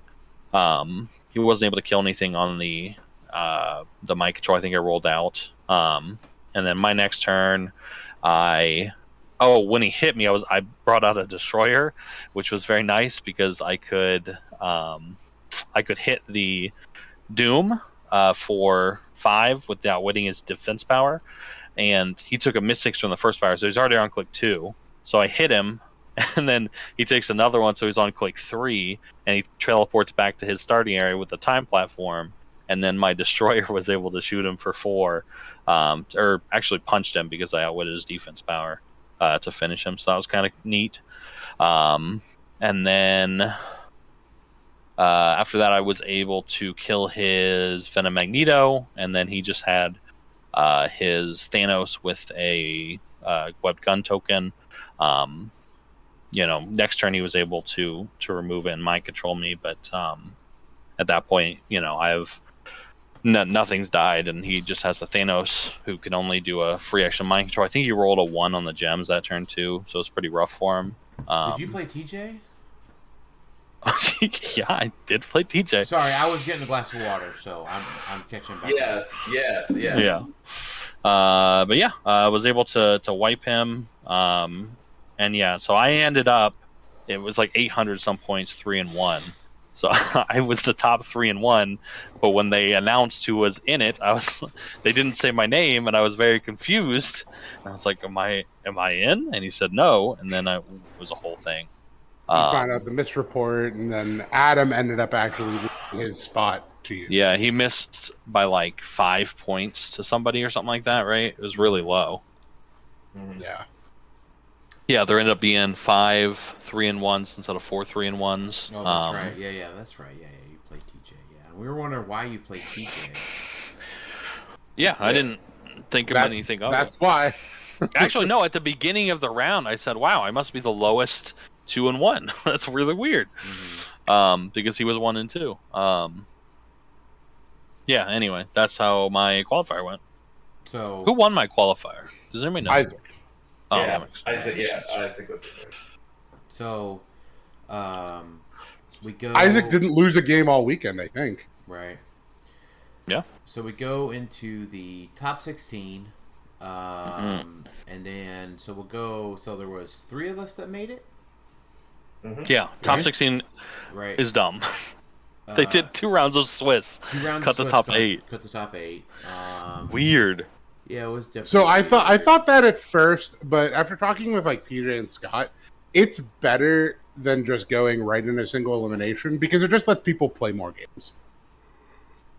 I mean, it does, but you have to worry about points still. The points were weird all weekend. It's so hard to score points right now, at least for me. All my games are super tight. Not all of them. Some were wipes, but a lot of them were very tight, very low scoring points. Right. And with the way that the qualifiers were set up, you had to score points because the 3-1 wasn't going to make it. So. Yeah, it was very unforgiving. Right. Yeah. So, I mean, we'll talk about, Tylor, you didn't make it into the top 8, unfortunately. Mm-hmm. So, tell us who you played. Want me to go first? Yeah, you just go ahead and go first, yeah. Yeah, I played Alex the first round of the Swiss. We have practiced a lot. It's a pretty even matchup. I'm pretty sure you have a winning record against me, even in practice. Your team's really good. Yeah, so some of it was always like I just hit crazy things that I shouldn't have been able to hit in our practices. But, I mean, but I don't. Anyway, so he won map. You won map. You took us to Krakoa. Did I? Yeah, I didn't want to go to Krakoa, but you. Okay, I won map. Yeah. Okay, so I won map. I took us to Krakoa. Why am I thinking? Did I steal your objects? I only rolled a 1, didn't I? So I could steal one of them. Yeah. Yes. And so you still got the. Yeah. Yep. So I killed his emotional modifier, but he still got his cloak, right? Which blew my mind because I don't understand why people keep killing that and leaving me the better object. But because there's 5 points more. That's what. Yeah. So that's why you did it. That's what you said. You're like 10 points, and I'm like, yeah. But I debated it, but and it's also because people don't know that I just forget I have the modifier 90% of the time. Okay. So you actually did me a favor. You're only playing it as a decoy, I see. For just Thanos, really. Like, anytime I don't have it, like, I did use it a little bit, but... Yeah. But, yeah. Okay, let's see if I remember. So I definitely did that, and I equipped my, Iron Man. Yes. No, I equipped my Iron Man turn 1, I made rookie turn 1, and then I just moved up a little bit. Not, like, just, like, a few squares to get into stealth and stuff. Your turn 1, you equipped, you did a little bit of setup, you moved up a little bit as well, not too much. No, you barriered that turn, I remember. Because you thought I was coming across the board. Which you've done in, like, every practice. Hyper-aggressive. Yeah. Threw me off my game when you're like, yeah, I'm just going to move up a little bit. Yeah. Like... So, my turn 2, I equipped my Dimensional Watch to flash, and I just move up a little bit, like, halfway, maybe behind some blocking and stealth. And then it's your turn. I don't think you attacked me that turn. I think you did kind of the same like posturing thing. Did your rookie attack? Not this turn. I didn't. I know I killed. I feel like I either killed rookie before he attacked. You pulse waved him, but it wasn't this turn. Okay, that's true. Yeah, because my next turn was the go turn. Because I had my flash equipped. I tried to. It was weird. Oh no, you moved your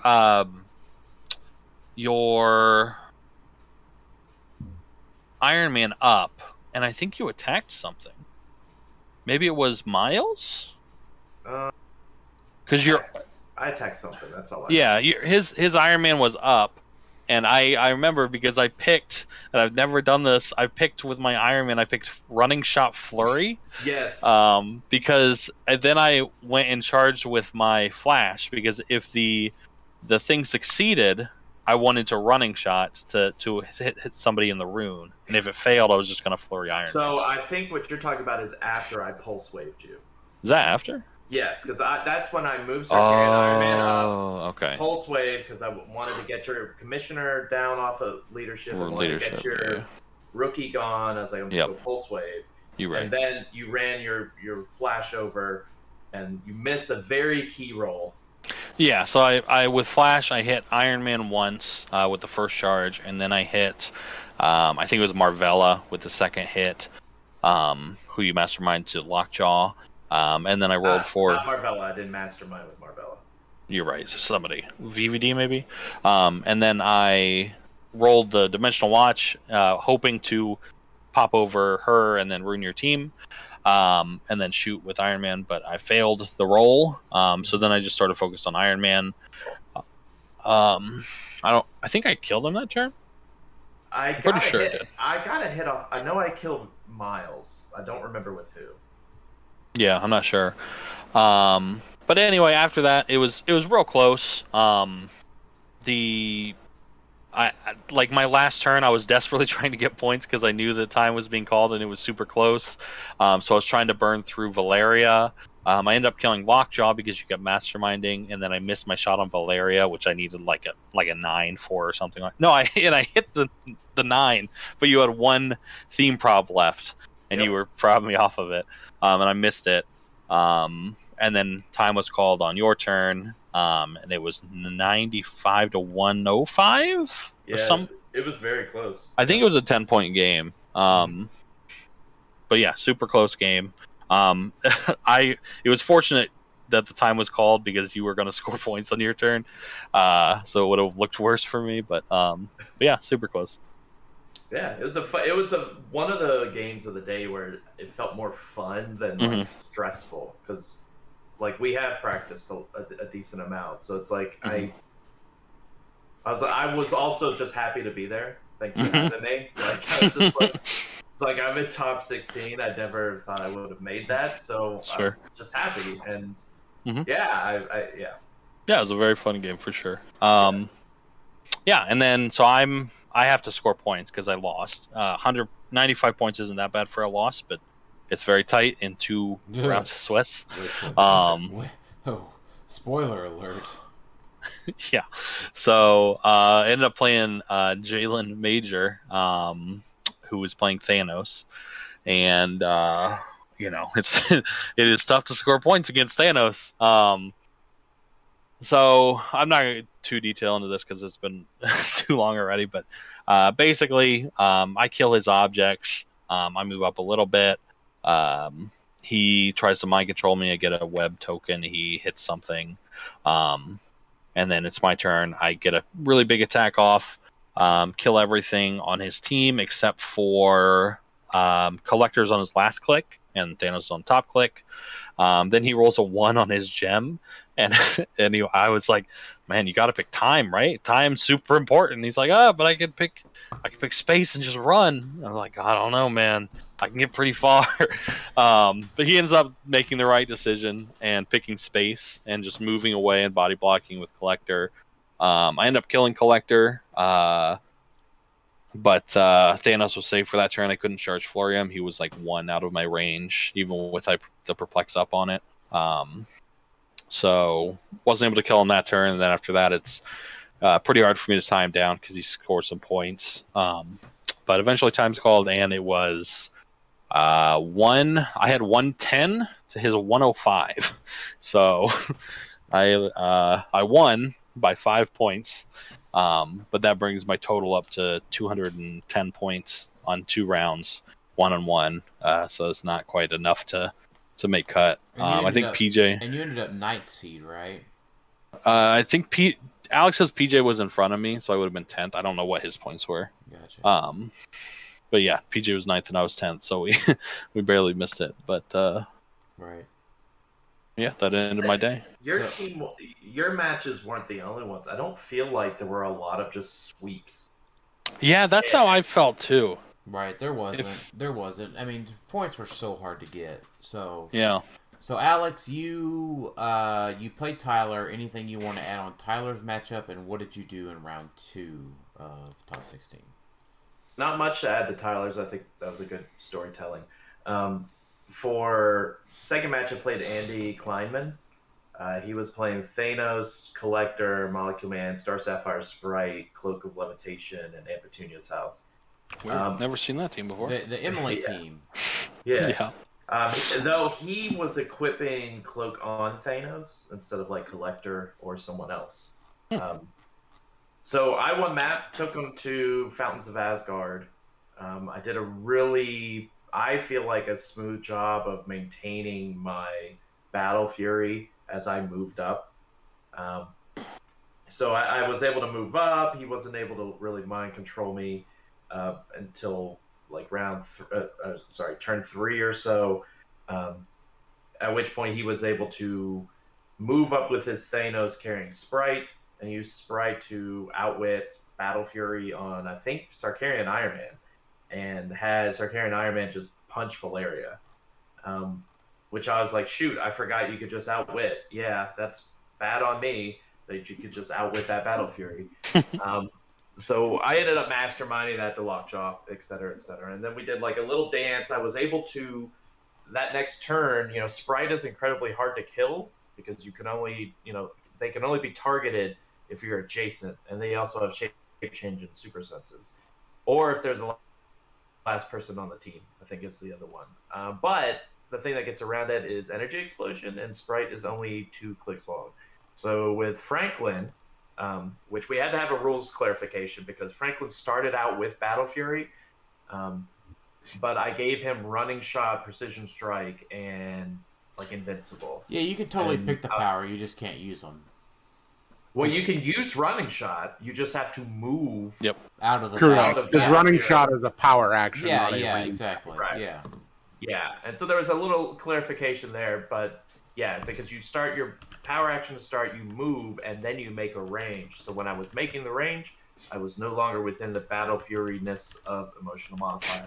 So I killed his Sprite, repositioned for the Battle Fury. His next turn, he sidestepped up onto one of the elevation, and I was like, what is he doing? Like he's picking mind control again, and I was like, I don't get it. And then he just shoots my Lockjaw and kills him. And I was like, oh, yeah, Lockjaw has the emotional modifier. That's bad. Because Lockjaw's now dead. Emotional modifier dropped, and then he mind controls me. So that was spooky. He killed Valeria. He was up on points. But he left his Thanos there pretty darn close to Scarlet Witch. I was able to TK with Franklin to move Scarlet Witch in a favorable position to drop the rune, to then sidestep, charge around and have Marvella meet up there to charge Flurry with an Empower to go from first click to last click on Thanos. He was also double tokened at that point. Yeah, and he missed his rollout, his willpower roll. Well, he shouldn't get it in the room. Exactly, yeah, he didn't get that on that. Yeah, that's true. No, so he may not have been double token. He may have had one token. He moved his other people up to get a prob for the breakaway because I had Plasticity against him, and he failed 3 times in a row. I had a prob on him also if needed be, but that sealed the deal. That was like having experienced that with Kelby earlier. Like my next turn, I was like, Circadian Iron Man chooses Flurry of Poison.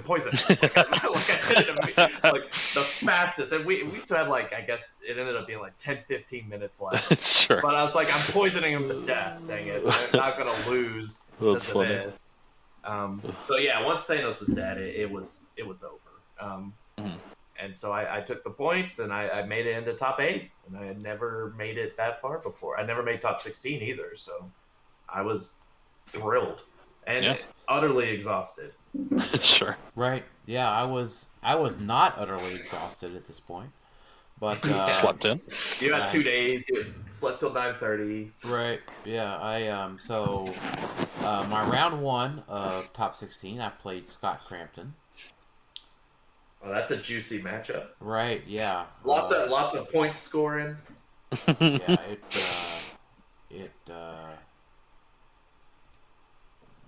It was boring as fuck, is what it was. Yeah. That's how we feel, Dan. Yeah. Yeah. So it ended up I crit missed my opener. Okay. I sure missed Black Vulcan. And so that pretty much kind of sealed the deal for me. Scott was able to get through by Sakarian Iron Man. I called out my Destroyer immediately. He hit the 8 immediately to get rid of my Destroyer. My Destroyer never came back out. So we ended up that game with 125. Scott, 70 for me. So basically, I KO'd all of his squishy things. His non-squishy Sakarian Iron Man lived.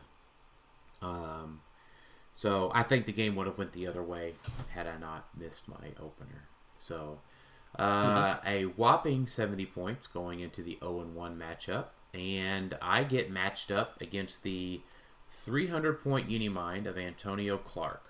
Yeah, props to Antonio. Props to Antonio for qualifying with that. But at the end of the day, I have a sort of non-traditional Thanos team that I'm playing that puts out a lot of damage, and there's only one choice. It's attack the Unimind. And Antonio made one mistake, probably two actually. He didn't capitalize on a mistake that I made. I don't think he realized that Unimind shot out of adjacency. So he went for a hypersonic breakaway roll against my cloaked Iron Man and failed the roll twice. And but there was a Marvella like sitting right there, like, hey, please don't. You could have shot it. He could have just shot her and like put the pressure on me, but then he ended up rolling like 1-2-2-1 on his rollouts, and Sakarian Iron Man and Thanos just obliterated him. That's rough because doesn't like it. That Unimind's 50-50 rollouts too, right? Right. Yeah. So like I had a plan where I was able to, get him down to his last set of rollouts, or get Unimind down to her last set of rollouts, where she's able to, with all of that. But it just never worked out because Antonio did not engage. He took me to the Manhattan Bridge map, stayed on 2 tokens, switched between phasing and regen and colossal stamina, and didn't engage. Shot all the lights for Sakarian Iron Man, and was bragging quite a bit about how he was able to want to face Thanos, and I showed him. He did. He did get to face the Thanos, but we were done very quickly, and I got to be a ball of emotions where I got to see whether or not my 370 points was enough to make it into top 8, and it was. Were you the 8th seed? I was the 8th seed. PJ was quite a bit away behind me with his 1-1. PJ lost map to Scott Crampton in the second round. And here's a tidbit for everyone that is still trudging through and listening here. Eastview Park, you're able to destroy objects with Thanos. If you're willing to take the risk and buy it, play Eastview Park for Worlds. Just space up and shoot it? Yep. Yep. Makes it go away. Yeah. That was a very unfortunate game to watch after the map roll. Yeah, Scott was in command of that matchup and made it happen. So I got to watch most of that match because the game finished so quickly. But I was playing very quickly. I pushed the pace with Antonio. We were going, right? I had my pacing down for barrier with Marvella and Molecule Man. I moved up very specifically on the map to where he would have to overcommit to come over. I was beat, bop, boop, bop, bopping, right? I mean, I have played against full point, TMT Unimind in the day where they're like, well, I might perplex. Well, I might do this. I might pick powers. No. We were going. We were beat, bop. Yeah, you have to do that. You need to take as many turns as you can possibly take. Right. So, that experience paid off for me. So, we entered top 16. Top 8. Top 8. Sorry. And then Alex, you lost to the champ, right? In top 8, right? How did that go? So I lost map, which he is unthemed. So that chance was pretty rough. Yeah. I was like, this is how it's going to go. Great. He took me to Krakoa, destroyed my objects. No, he didn't. That's right. Because he said he didn't know how. Right, yeah. So I was anticipating that. And I was like, great, here we go. Krakoa, he's going to destroy all my stuff. And he said, no. He knows how to do it. But he's like, I don't really, He has a setup. He has a setup. He easily could do it. He had a Mary Jane, TK, easily could have done it. But he has a specific setup. Right. His team utilizes a lot of free actions, a lot of moving around. By far the best person I've ever seen utilize a construct, because he utilized the construct better than anything. He killed one of my Human Torches with a stupid construct throwing an object. I love doing that. Yeah, and it was like he needed a good roll, and his dice were fire, but he made a lot of decisions that put him in a better position. I didn't put my Sarkarian Iron Man in a great position, unfortunately. I guess I just didn't think he was going to be able to do as much as he did. and he was able to just kind of wipe my Sarkhan Iron Man. I missed some rolls. He was able to move up and like barrier. Like, man, Molecule's super annoying, especially Molecule Man is, especially with Faust. So like I had to kill Faust, and I did ultimately kill Faust because I couldn't use any of my perplexes or probs. But it just took so much out of it to do so that I just couldn't recover well enough. That like I was battling with just like a Valeria Franklin and a Human Torch against most of the rest of his team. Like it went downhill pretty quickly. I could have played better. Could have won map. There's a lot of things that could have gone better my way. So I think if I was taking it from purely my team versus his, my team could have handled his team. I think he's just obviously the better player, and the better winning map helped a lot as well. But, yeah, that's probably the most important role to have in that game. Yeah, and I didn't play my best. I didn't position as well as I should have. So I wasn't disappointed. I was like, I was happy once again. Glad to be here. Thanks for having me.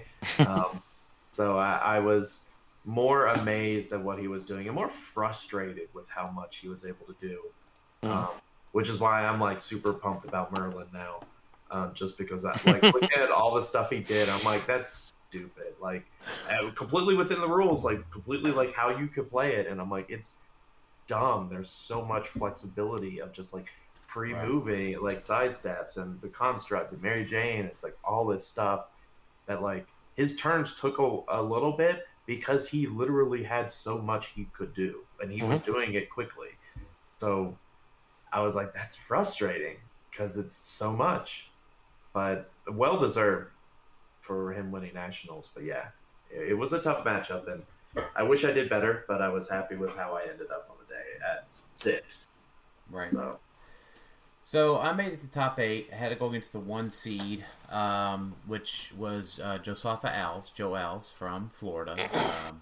And, a few episodes ago, maybe a couple months ago, I was talking about, man, I need Joe Alves to, like, see what he can do IRL. And, I want to see him do well in a big tournament, right? So... in person, specifically in person, and he did. He did really well. He was the first top seed. So he's playing unthemed drop off as he does, and we go. I win map. We go to Eastview Park. My turn 1. He blows. I blow up his emotional modifier, and. I barrier in my Thanos, knowing that he's going to be able to attack me, but I don't know how badly it is, right? Because he's got a Marvella and some other stuff, and I also equipped my Iron Man, so my Iron Man is equipped, but my Marvella also broke immunity. So he moves up. Venom Mag carries some folks, does some TK, blah, blah, blah. So his Spider Hammerai comes up. He positions for no prob with the 12 attack. Needs to roll a 6. And as of note, I only had the Space Gem. No rollouts. So as you ride or die with your unthemed teams, Spider Hammerai rolled a 3. Yep. No probs? No probs in favor. He positioned his maggot to prob the flash attack. The follow-up attack. The follow-up attack with flash. Which may not have been the right play because Thanos' defense goes down. What follow-up attack with flash? He was going to attack with flash as the next... Right, so he follows up with attack with a flash for 5 damage, and it connects. So Thanos is on click 4 with his 14 attack, and I proceed to the next turn, roll willpower on my entire team, and hit 3 gems. Fun. That's God. I have played against Thanos so much, and that is the most tilting thing in the world. Right. When you just roll all of your stuff. Right. So I mean, that meant Molecule Man was untokened, Sakarian Iron Man was untokened, Thanos was untokened, and had space, or had Time, Mind, Soul. So that turn, I outwitted the defense, the super senses on Flash and on Maggot. Dual target mind controlled. Spider-Ham KO'd Marvella. And Flash dealt 3 to Maggot. Spider-Ham moved away. Thanos then dual target shot. I made Rookie first. Then Thanos dual target shot Flash and Maggot, KOing Maggot, and dealing 1 to the Flash. And then Rookie running shot, critically hit. Nice. And no probs against. KOing Flash and dealing 3 to Spider-Hammer. And It's a decent turn. Yeah, and then I didn't have any targets left because Sakarian Iron Man chose poison. So Sakarian Iron Man moved Thanos back. Ran up and grabbed him and sidestepped. Pretty decent turn. At that point, it was pretty much over. Thanos had then soul gemmed back to top dial. Sure. And because why not? I danced around, KO'd his Spider-Hammer, KO'd his Commissioner, and then his Rookie. His Sakarian Iron Man was left. So it ended up being a 245 to 125 win. I'm sorry, less than that because my Molecule Man lived. So I ended up with just his Sakarian Iron Man left, and Thanos and Molecule Man were just switching between reality and power barrier. So yeah, but yeah, good game from Joe. I mean, winning map was huge, and then obviously his miss was huge. Then top 4, I played against the Lokis of Robert Boehm. I lost map. There's not a lot to say in this game. I don't think there was any micro decisions that I missed out on. The Lokis have a ton of prob. Jubilee gets rid of barrier. I would just like to remind everyone. So Tylor, you had asked in our chat, like, Dan, can you talk about any tricks that the Loki team has? And like Alex, you were like, well, y'all are probably just going to write that team off. And I'm like, no. Y'all have to remember. I said that. Sorry. Its trick is it plays Jubilee. Yeah, its trick is it plays Jubilee. It's a +10 Jubilee team. Yeah. So, I mean, that's the thing. Y'all have to remember, from back in February and March, I didn't like to play Thanos before Hammer Jane came out because there was no way to get Thanos to 6 damage. Now, my current iteration of Thanos didn't have that as an option and was ultimately its downfall. Because turn 1, if I can't shoot Jubilee if she moves up, then it's bad. It just turns out being bad. And guess what? That's exactly what happened. Jubilee removing my barrier and also having Faust to do 5 damage at a time. Just, I can't overcome. Faust's doing 5 damage. No, Jubilee's doing 5. Jubilee's doing 5 because of Faust. That makes more sense. And I just can't overcome it, right? So, my Worlds team, I think my first test will be one that can do 6 damage because I'm hearing about all this X-Men stuff. That's fair. And if they move up Jubilee, I want to be able to hit her for 6, and barring she misses her shape change. So, we'll see what happens. But that was the main thing. I mean, I had a play to go up like 125 points or more because I was down. I had scored like 85 or so, and he had already scored almost my whole non-Thanos team. But I only got 1 gem, and it just didn't turn out so well. If I'd had the space gem, I'm sorry, the time gem as well, might have been okay, but he was just able to pour the attacks into Thanos from there at that point. And just prob walls are a real thing right now. Like that is an effective strategy. Yeah, I mean the Loki's having prob. It wasn't a big deal, but I mean at the end of the day, you know the couple of gems that I didn't get was a problem, and that was my downfall. I made top 4. We got all the prizing. Alex, what did you get in your draft? I got a factory set of Avengers Assembled. Yeah, and then which I got not on the list. Right, and then I got a factory set of Avengers, Black Panther, and Illuminati, and then Tyler, you ended up with a Chase Prime set of Guardians of the Galaxy, which is the zombies. The zombies. So I still got to get you pictures of that. My bad. I mean, just give it to Jason.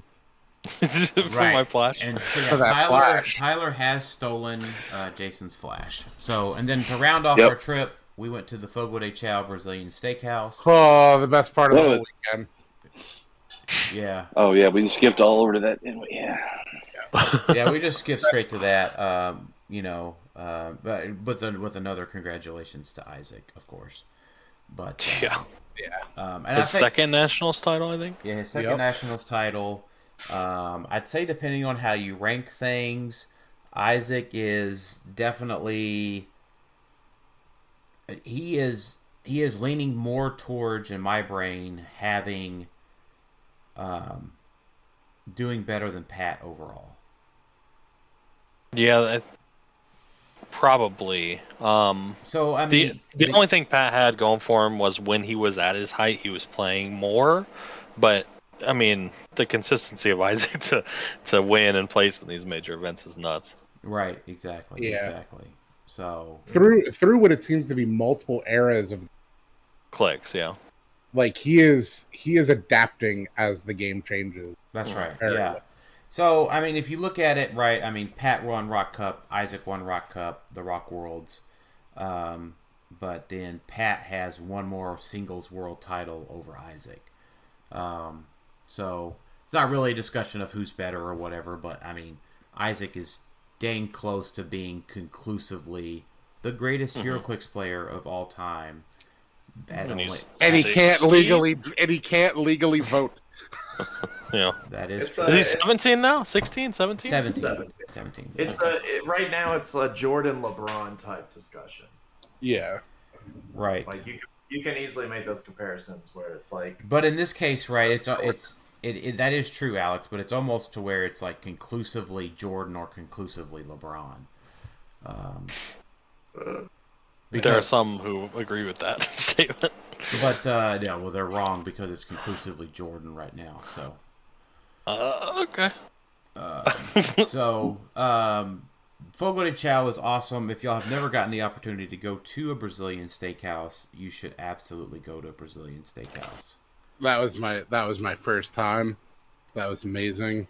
Oh my god, I want to go back. It was okay. like the meat. Shut your mouth, Alex. The meat part was alright, but man, like the salad bar just wasn't doing it for me this time. That's not why you go. I didn't even waste my energy on a salad bar. So I will say this: we went to the Rodizio Grill last year as a team when we went to Columbus, Ohio. The Rodizio Grill had more salady things on their salad bar, but the Fogo de Chao had more meat and cheeses on their salad bar. This particular time, I don't know if it was a Saturday night thing or a Gencon thing, but they have had more salady salads on their salad bar before. Yeah, some of the stuff I got from there just wasn't up to par from the salad bar. So it kind of brought things down. The meats brought it back up to where it's I'm in a positive opinion. But yeah. There was a moment during dinner where everybody flipped their button over to the red side, to the no thank you side. And you just see me slowly flip mine over, and TJ looks at me, he's like, "Were you just peer pressured into flipping yours over?" I'm like, maybe. Well, you might as well have kept it. I did have to go a while before I could get any more. Right. Yeah, Yeah. So the service, I they know they were busy, but no. So that's the tactic that they do. So they No, want no. They let the food settle. no. They want you to just have one round of everything. yeah. Because when we went to Rodizio Grill, Tylor wanted some more, and we all wanted some more of the pineapple last year, and we had to like ask and ask and ask for it because they don't want to bring a second round to your table. Right. I was actually grabbing like servers that were going to other tables. Right. Yeah. So that's a It's like, I'll take some of that, please. yeah, that's kind of a negative of the Brazilian steakhouse. They don't really want you to get a second round of stuff if you're not. Yeah, I guess I was meaning like I just felt like the service was a little subpar in general. Like drinks took a bit. Yeah. Just yours. They didn't bring you water because I don't think. Well, they no, would. Jason ordered. Well, you forced Jason to order a margarita, and luckily it never came because Jason got a free dessert out. Yep. Yeah. Nice. But that even took a bit. Like it just took a long time for them to not want us to have food. They weren't really pushing us to like, hey, get out of here so we could serve more people. Like it was a little weird. I know they were busy, but as someone who served a long time, I'm like that. Could have done a lot better. But the food was very good. Yeah, Yes, it the food was. great. And it's more of Yeah. a celebratory sort of place. Yeah. So let's answer some questions to round out this episode. I know we're going kind of late. Jason's headphone's almost dying, so let's get through these questions. I know we got a lot of good stuff in here. We might have to table some of these to the next episode. So Michael Kupak, so what was the general consensus with Gencon and the state of Clix coming out of it? Yeah, it was great. Yeah. Yeah, I mean, was Gencon well attended? Positive. Was for Clix players. Here's the thing. That demo table for Learn to Play for HeroClix was busy all weekend. Yep. It never stopped. Right. So Yeah, like at Gen Con, like WizKids did a really good job. Their presence was good. They had a lot of previews. Having the month 1 through 3 for the X of Swords builds hype for that. It's a really cool set. Fan appreciation for the first time in like 3 years. Good stuff in that. Yeah, And- like, yeah, go ahead. Another, like, I know everybody likes to bash on WizKids, but something with you bringing up the X of Swords 3-month storyline OP. For the Saturday event, Scott D'Agostino went out of his way to find more product and find more slots available so that more people could play in that event. that's right. That's right. Yes, they So big jump, big kudos to that. Right. Yeah. So One thing I do want to say about the national setup with Gen Con, I hope it is at Gen Con next year, and I hope they have more room and then a little bit more flexibility with like more BRs and stuff, because that is something where it's like if it's the same size next year, like Tylor, for example, like if you showed up and wanted to play, you would not be able to play any HeroClix. Yeah, that makes sense. Like that stinks. But the main point I also wanted to bring, and I hope it doesn't happen at Worlds, and I think it was just because of a time thing, is the one thing that I didn't really like about how they did nationals and qualifiers is that they didn't verify any builds. No, they did not. No. That's true. That which made everything faster, sure. Yeah. And they're fortunate nobody like had an illegal build throughout it, because to be honest, did you guys like double check and verify like is everything, like does every number add up? Not Like, even a little bit. not No, even a I little can bit. TJ ran into Nope. somebody trying to play X of Swords figures. Oh, Yeah. But yeah, and so that was one point where it's like, okay, I understand it was a time constraint. They were, maybe not enough staff to even do it. Like, it's hard to fit that in when you're working at such a quick time. Right. So next Yeah. year, if it's at Gen Con, I feel like they need to fix that. This doesn't need to be the standard. This shouldn't be the standard at Worlds by far, because everything's in their control there.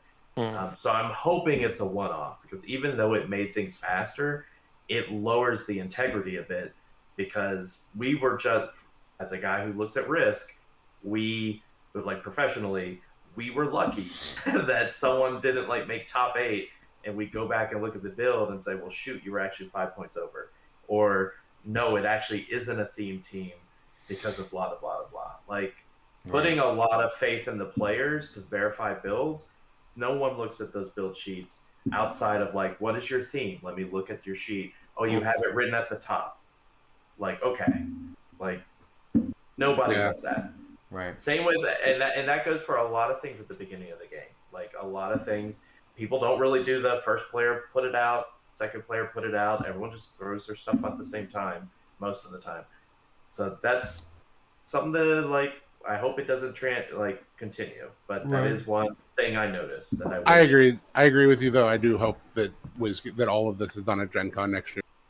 Yes, I think Gen Con's a perfect place. Origins is fine. I mean, but I just liked. I mean, I had fun at Gen Con, so yeah.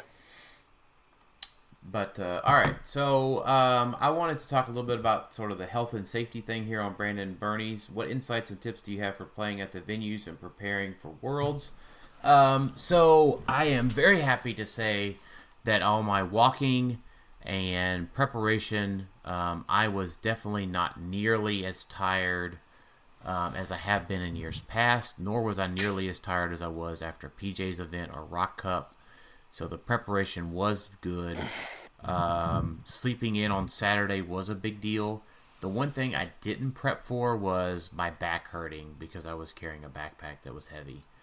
But other than that, I mean, that wasn't that big a deal. I just took it really easy on Saturday, prepping for top 16. But everything worked out really well. So for Worlds, right, I think you need to be prepared from a health perspective of standing a lot. Be prepared for long days because you're going to be having fun. You're going to be talking. You're going to be playing in BRs. The amount of water that I drink, I'd like to thank Jason and Az for helping keep me hydrated. Jason ran and got me a couple water bottles. Az filled up my cup 2 or 3 times during top 16.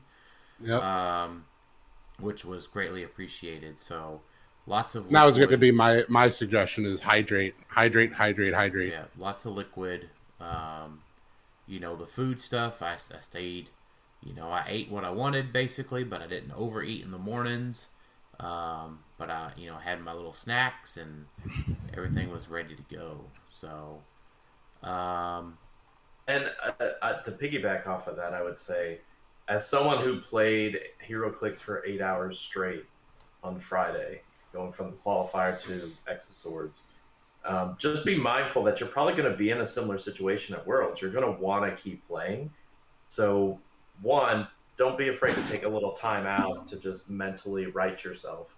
But think of either mental exercises or if you have a playlist or something that you need to just pop in, especially if you're a little bit more introverted, to kind of right the ship a bit. Because I know after qualifier, my brain was just spazzing, coming off of that high to eventually just run right into another tournament. I was making mistakes in the second tournament because it was so much, and you're going to want to not waste a moment at Worlds. So just be mindful of that, if you've got a Spotify playlist, make sure it's beefed up so that way you can take a few minutes in between BRs, or you play in Team Worlds and you've got a qualifier and then into Team Worlds.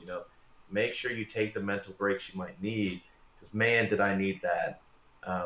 And luckily, where we're at Worlds, you won't have to worry about a long trip back to the car. You won't have to worry about hopefully you won't have to worry about terrible bathroom situations like Gen Con was. So just, I think all our preparation did well. I still found myself not having food, even though I felt like I prepared. Even though I felt like I prepared well, I didn't think I was going to do as well as I did. So I didn't think I would be playing HeroClix for that long. Right. I never got really hungry or anything. I had plenty of food and access to food. We are running a bit long on this one. So, do we want to talk about our Worlds teams? Or No. Not right now. So, No. okay. Well, we're gonna anything Worlds related will just be tabled because we've got a lot to start and talk about because this is a radical change going into Worlds because we're in a whole new mechanics being introduced and a set that has pretty decent ramifications is being introduced to shake up the meta in 5 weeks.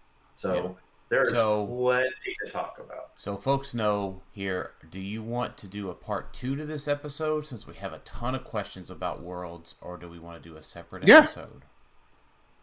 I think we could just do a separate Road to Worlds episode. This is the Nationals. Oh, yeah. Sure. Yeah. That makes sense. Okay. Yeah, just do it that way. All right. So it's almost midnight then. We didn't really rush through this, but we had a lot to talk about in Nationals, lots of insights about our teams.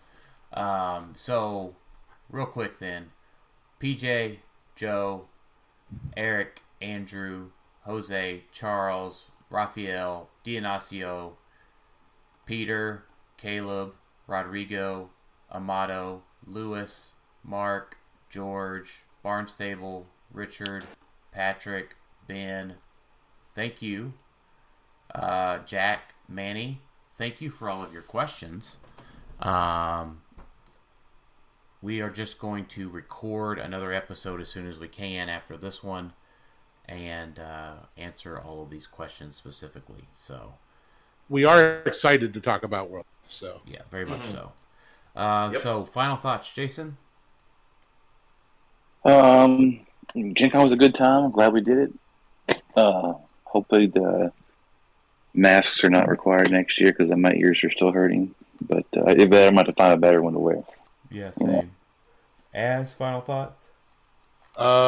Can't wait to become a competitive D&D Onslaught player. Let's go. Alex, final thoughts? I piggyback off of what Jason said. Gen Con was great. I hope we just get an announcement sooner rather than later that it's going to be back next year because of the great response. Because I think WizKids also had a great response at their booth, in the dealer's hall, and at, like you guys said, the Learn to Play tables. I think they were very well received because I saw tons of people there constantly at the dealer hall at their booth. So hopefully that's enough incentive for them to say, you know what, Gen Con's fine. We'll get a better space next year. Let's just go with that and forget Origins. Not that I don't love Columbus, but... Final thoughts, Tyler? Yeah, pretty much everything said. Nationals was a lot of fun. I got top 16, not like the best I've ever done, but not too bad for the format. And yeah, I guess look, gotta get ready for Worlds. It's coming up so fast.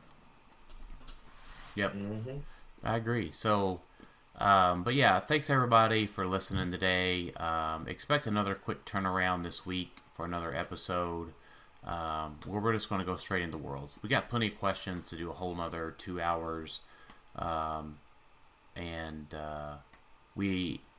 I appreciate all the feedback, and I appreciate everyone that listened to the 6.5 hour set review episode. Thank you all very much.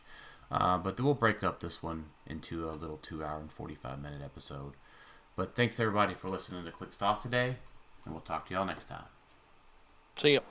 Later.